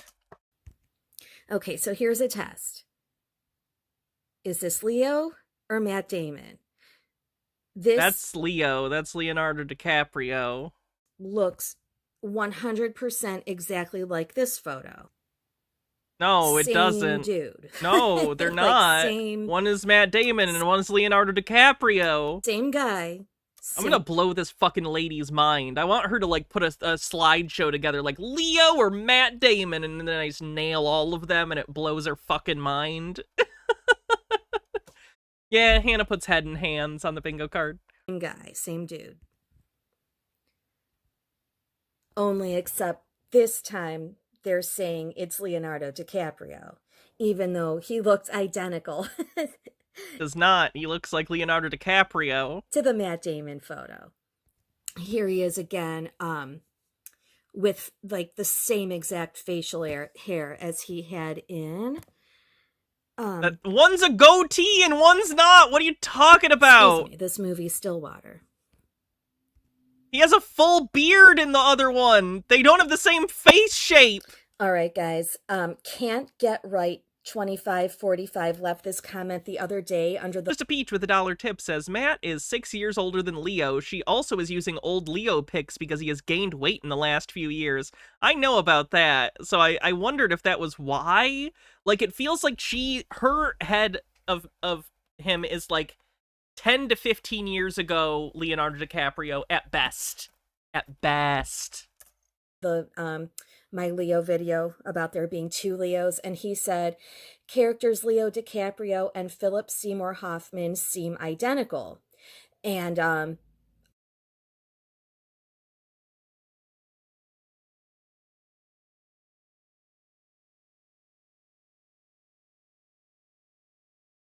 Philip Seymour Hoffman and Leonardo DiCaprio could not be less similar in terms of their face and body shape. One of them's passed away, unfortunately. One of them's a great actor, and the other sucks, by the way. Philip Seymour Hoffman is excellent. Please watch Synecdoche, New York. Incredible film. Really great stuff. I had to Google Philip Seymour Hoffman, not gonna lie. And then I was like, oh. You had to Google whatever. Not everyone's a movie person, it's fine. Yeah, that guy. Stop playing in our face, Leonardo DiCaprio. Like, this is, oh my gosh. I need you all to stop, like, after this video, stop, like, everything you're doing and just Google Philip Seymour Hoffman photos. And it's all Leo, like, every single time. Yeah, plot thickens. Isn't this, like, his good buddy that he's been in a bunch of other movies with, Jonah Hill? Just so happens to be in this movie with Philip Seymour Hoffman. This is, which one? This is Moneyball. And here's Brad Pitt. And I have to tell you, I'm actually starting to think, like, is this one of the Leos? Because, they were in Once Upon a Time in Hollywood together. And again, it's like a very similar... Everyone's a Leo. Everyone's Leonardo DiCaprio. That's the best conspiracy ever. Every actor is Leonardo DiCaprio.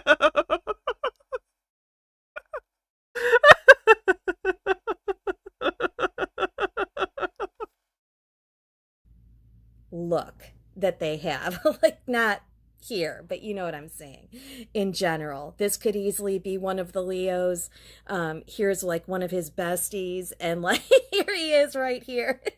Yeah, it's like a transvestigation, but it's a Leo-vestigation.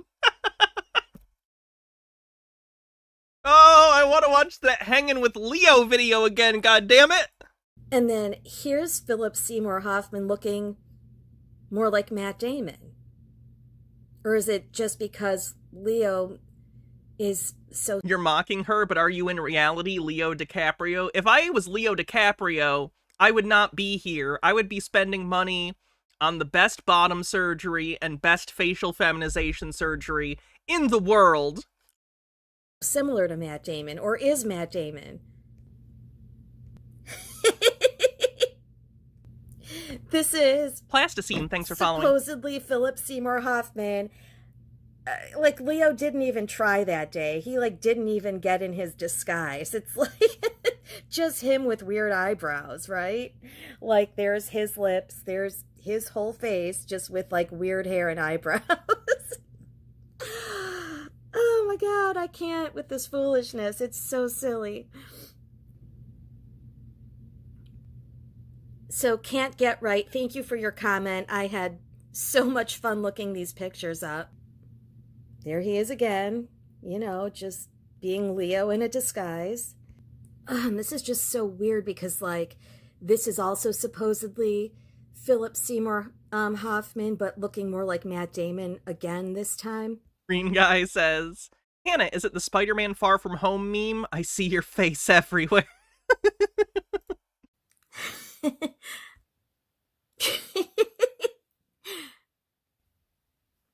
That one's kind of spooky. This is the Wolf of Wall Street cast. Here's, you know, here they are together again.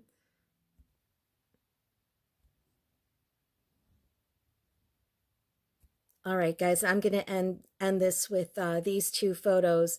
Philip Seymour Hoffman looking like exactly Matt Damon, right? And Philip Seymour Hoffman looking exactly like Leonardo DiCaprio. I'm just imagining someone seeing this picture and going, oh, I love Leonardo DiCaprio.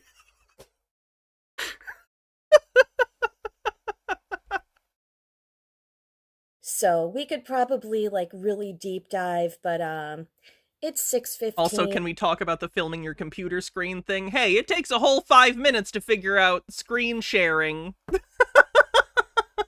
And then Monday morning rolls. She doesn't have time. She's got to stay limber and alert for any hidden Leos about. How high is she? That's bonkers. I think she is stone cold sober, unfortunately. Pretty fast. I'm going to enjoy the rest of my evening and put this crazy stuff away. I hope everybody's having a good weekend. I'm just going to go chill, but I thought I'd make this video. Hope you enjoyed the Stillwater stuff, and then Can't Get Right, thanks again for this this content here, because I wasn't that familiar with Philip Seymour Hoffman, and it's definitely some shady stuff right here. So, all right, guys, see you in the next one. Thanks for watching, and yeah, thanks again for all of the love on that other video from the other day. Thanks. Bye. She's something. She's something.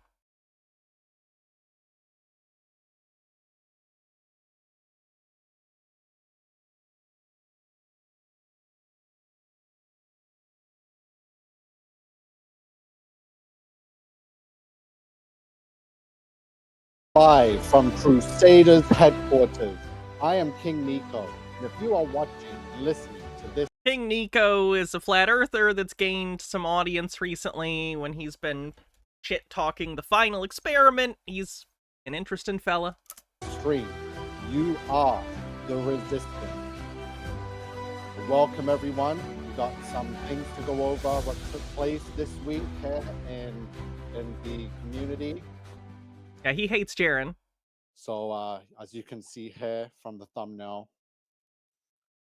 Oh, well, we already had overt anti-Semitism on the bingo card, so there's that.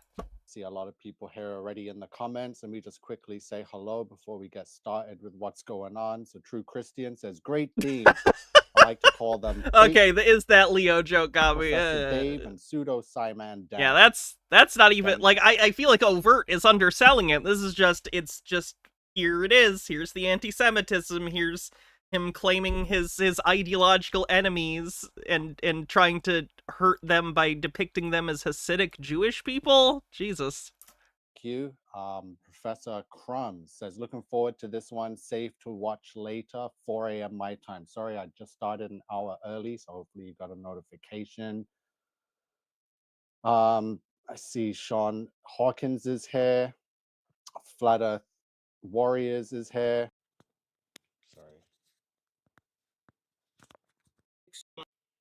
Yeah, that's right, folks. Haven't missed a beat around here. But yes, where was I? I was the person who told Mr. Campanella exactly what he would find down there. And sure enough, they found it. You know why? Because it was obvious. It's embarrassing. I'm embarrassed for you all. Flat Sword, are you listening? You're embarrassing yourself. Sov Dave, don't worry, Sov. We're going to get into you. Get your guns ready, metaphorically, of course, because you're a clown and you're going down. Vlad, I don't know. I know you're listening, Vlad. I got my eye on you, Vlad. I don't know where you're going to go. Much love. You're a good guy. Let's see where the chips fall. And so many others. Whoever this King Nico guy is, this is your move. It was fake. What are you going to do? Set us back another 10 years? Is Will Duffy going to have to drag all your asses down there next year? You're clowns. You're going for the low-hanging fruit and you're fools. I will go after every one of you one by one if I have to. Tediously, steadfastly, I will take each and every one of you I down. love the interpersonal flat earther drama. Because they're always so bad at arguing. It's interesting to me to see two people who are bad at arguing argue with each other, you know? Because, like, it's kind of cool to see two people who are really good at arguing argue, but sometimes it's just as fun to watch two pigeons try and play chess, you know what I mean? Just fascinating. Down. That is right. There is a new king in town, and he's right here. And I deserve every bit of it. Because none of you who are chirping your little bird brains off about how fake this is, none of you said a word before any of this. That, oh, I skipped ahead! Years, okay? Evidence that showed that that's simply... So this is the Tedic warrior. He's called us, every single one of us out, says he's taking all of us down. So the Civil War is officially underway. Hey, Flat Earth Civil War! We did it! This is exciting for me because we already know how this is going to turn out, right? So the Tedic warrior, he's there with Nachiketa on a live stream. Oh boy. So we got Professor Dave. They're bringing out the big boys now, the big guns, right? So all of the synagogue of Satan, all the higher-ups have been activated now to sweep under the rug, to damage control all that we have exposed for the final experiment. So let's see what Dave has to say over here. Thank you, El Greco.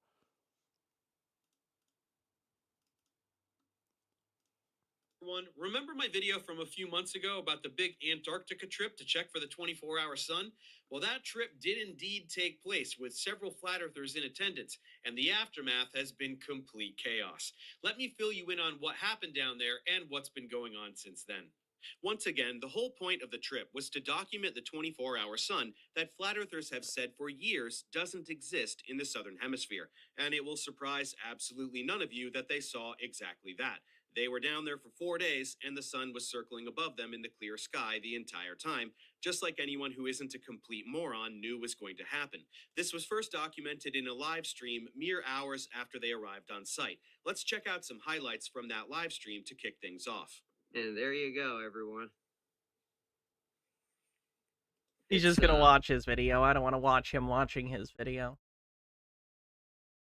Oh, we're getting closer to the end of the stream. Let's see, what stuff are we gonna close on?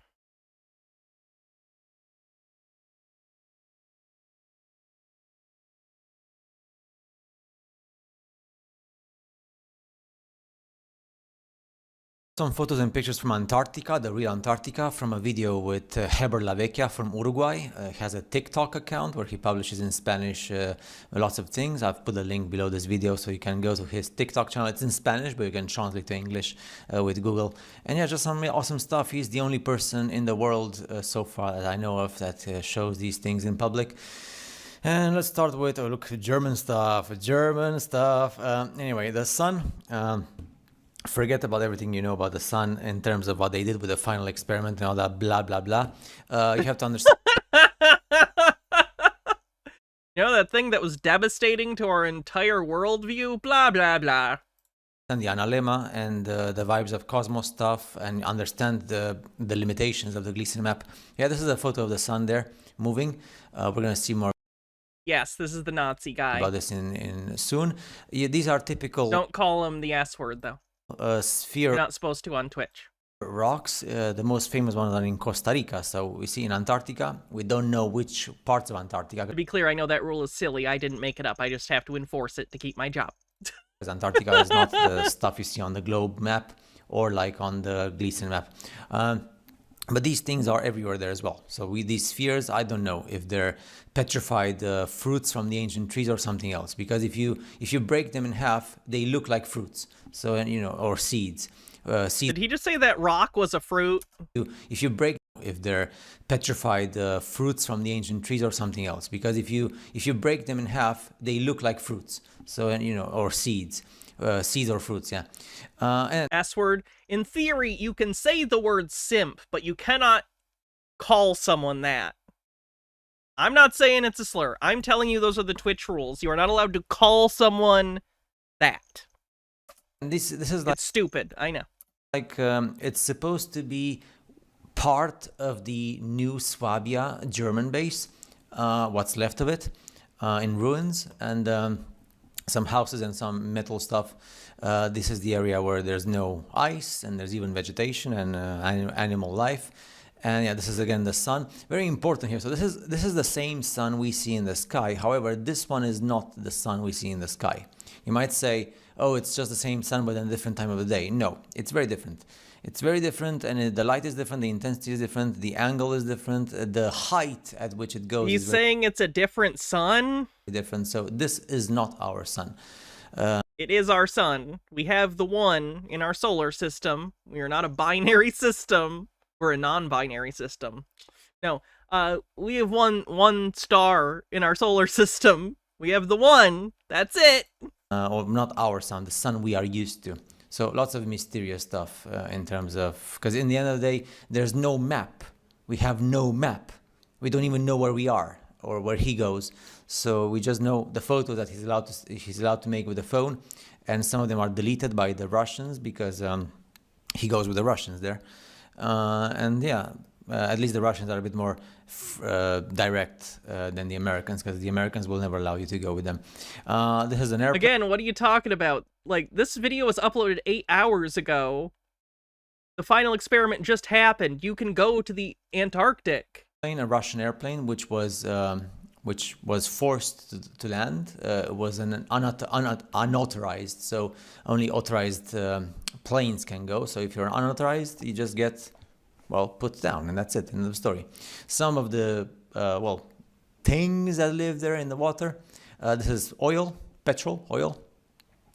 It's abundant, just like Admiral Byrd said when he was attacking the last battalion of the Germans, that, you know, oil and lots of natural resources, they're so super abundant. Then again, don't think that oil is abundant everywhere. So the States has oil in Europe and Russia, and that oil keeps on getting generated every certain number of years. So there's no lack of oil. It's just our financial... Oh, he thinks oil is a renewable resource. Not really, sir. Toriador says we should send all flat earthers to Antarctica so they can see the 24-hour sun, right? Right? The system is Zulu Janemba, and we have to stick to it, because if you don't, you get terminated. So yeah, this is, you see, 226 degrees. This is a software used by the Russians that has nothing to do with Windows or with any type of computer system you're used to. Sure, the Acer is the monitor, but that's it. And it's proper software that you and I will never have access to, and we don't even know. I mean, we are not even allowed to explore beyond the 60th parallel, right? Was it a 60th or a 70th? I think it's the 60th, and this is like 226 degrees. So yeah, it's some of the things. Beats me. I don't know if that bird is fake or not, but if it's not, I've seen some videos with huge birds flying. Okay, so this might be a proper, normal, huge, gigantic Argentavis bird, which is supposed to be extinct, according to the historians of the 1800s. And German World War II tanks, just like that. left there. So you can see the Germans were there.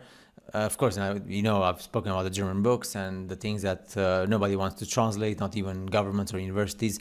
I don't think it's wrong or like I don't think it's forbidden to say German, right? It's forbidden to say the H-Man and the Forbidden Documentary, but at least we can show, right? It's just a tank, right? For those that don't know, this guy is a neo-Nazi. Like, he likes Nazis and Hitler, etc. Yeah, the time has passed and it's now all, it's not rotten, but maybe it still works, who knows. Of course, it's proper iron and it's oxidated, but you see.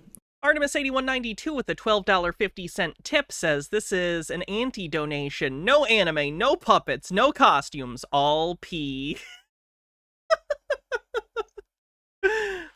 Even so many years have passed. I'll take your suggestion of pee into consideration. 70, 80 years since the Germans were there. Who knows where they are right now, if they went in a straight line to other continents. So yeah, Vibes of Cosmonaut.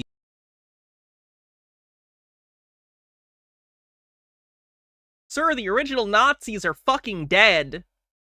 The original Nazi party, that was in the 1930s and early 40s. They're dead. They're dead. Any that are still alive were like children that were put through the Hitler Youth. What are you talking about? At least shows the some other. Yeah, neo-Nazis are a thing, but he's talking about the OGs. Continents and islands. The moon is the projection because nothing changes. Just more and more land in a straight line, which we are not allowed to see because the Antarctic Treaty. Which documentary is he thinking of? I don't know. I imagine there's some really big anti-Semitic conspiracy-like video that he's referring to, and I'm not sure which one. Yes, Amber, this is that guy. Which expires in 2048, and then we don't know what's going to happen. Forbids us as common civilians to go in a straight line on ships and airplanes, and that's it. It's just. I'm sorry, what? As common civilians to go in a straight line. 48, and then we don't know what's going to happen. Forbids us as common civilians to go in a straight line on ships and airplanes, and that's it. Did he just say it's illegal to go in a straight line in a boat or an airplane?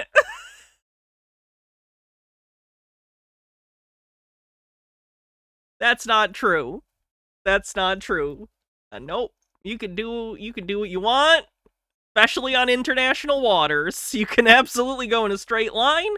Here's the thing, a straight line on a sphere is a great circle, which looks curved on a flat map, but that's a straight line in physical three-dimensional reality. That's it. It's just the way it works. Then we are part of the International Financial Corporation since 1955, when many countries have signed, and then across the years, other countries have signed as well. The Antarctic Treaty then was implemented in 59, 61. 1961 was the year of implementation.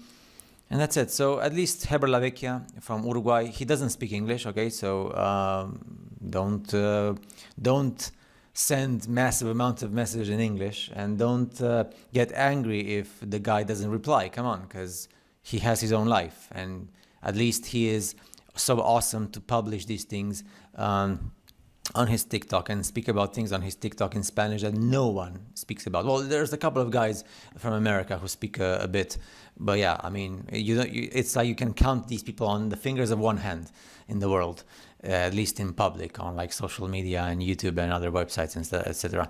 So yeah, definitely one of my favorite photos, of course, the animals, but I love the German stuff.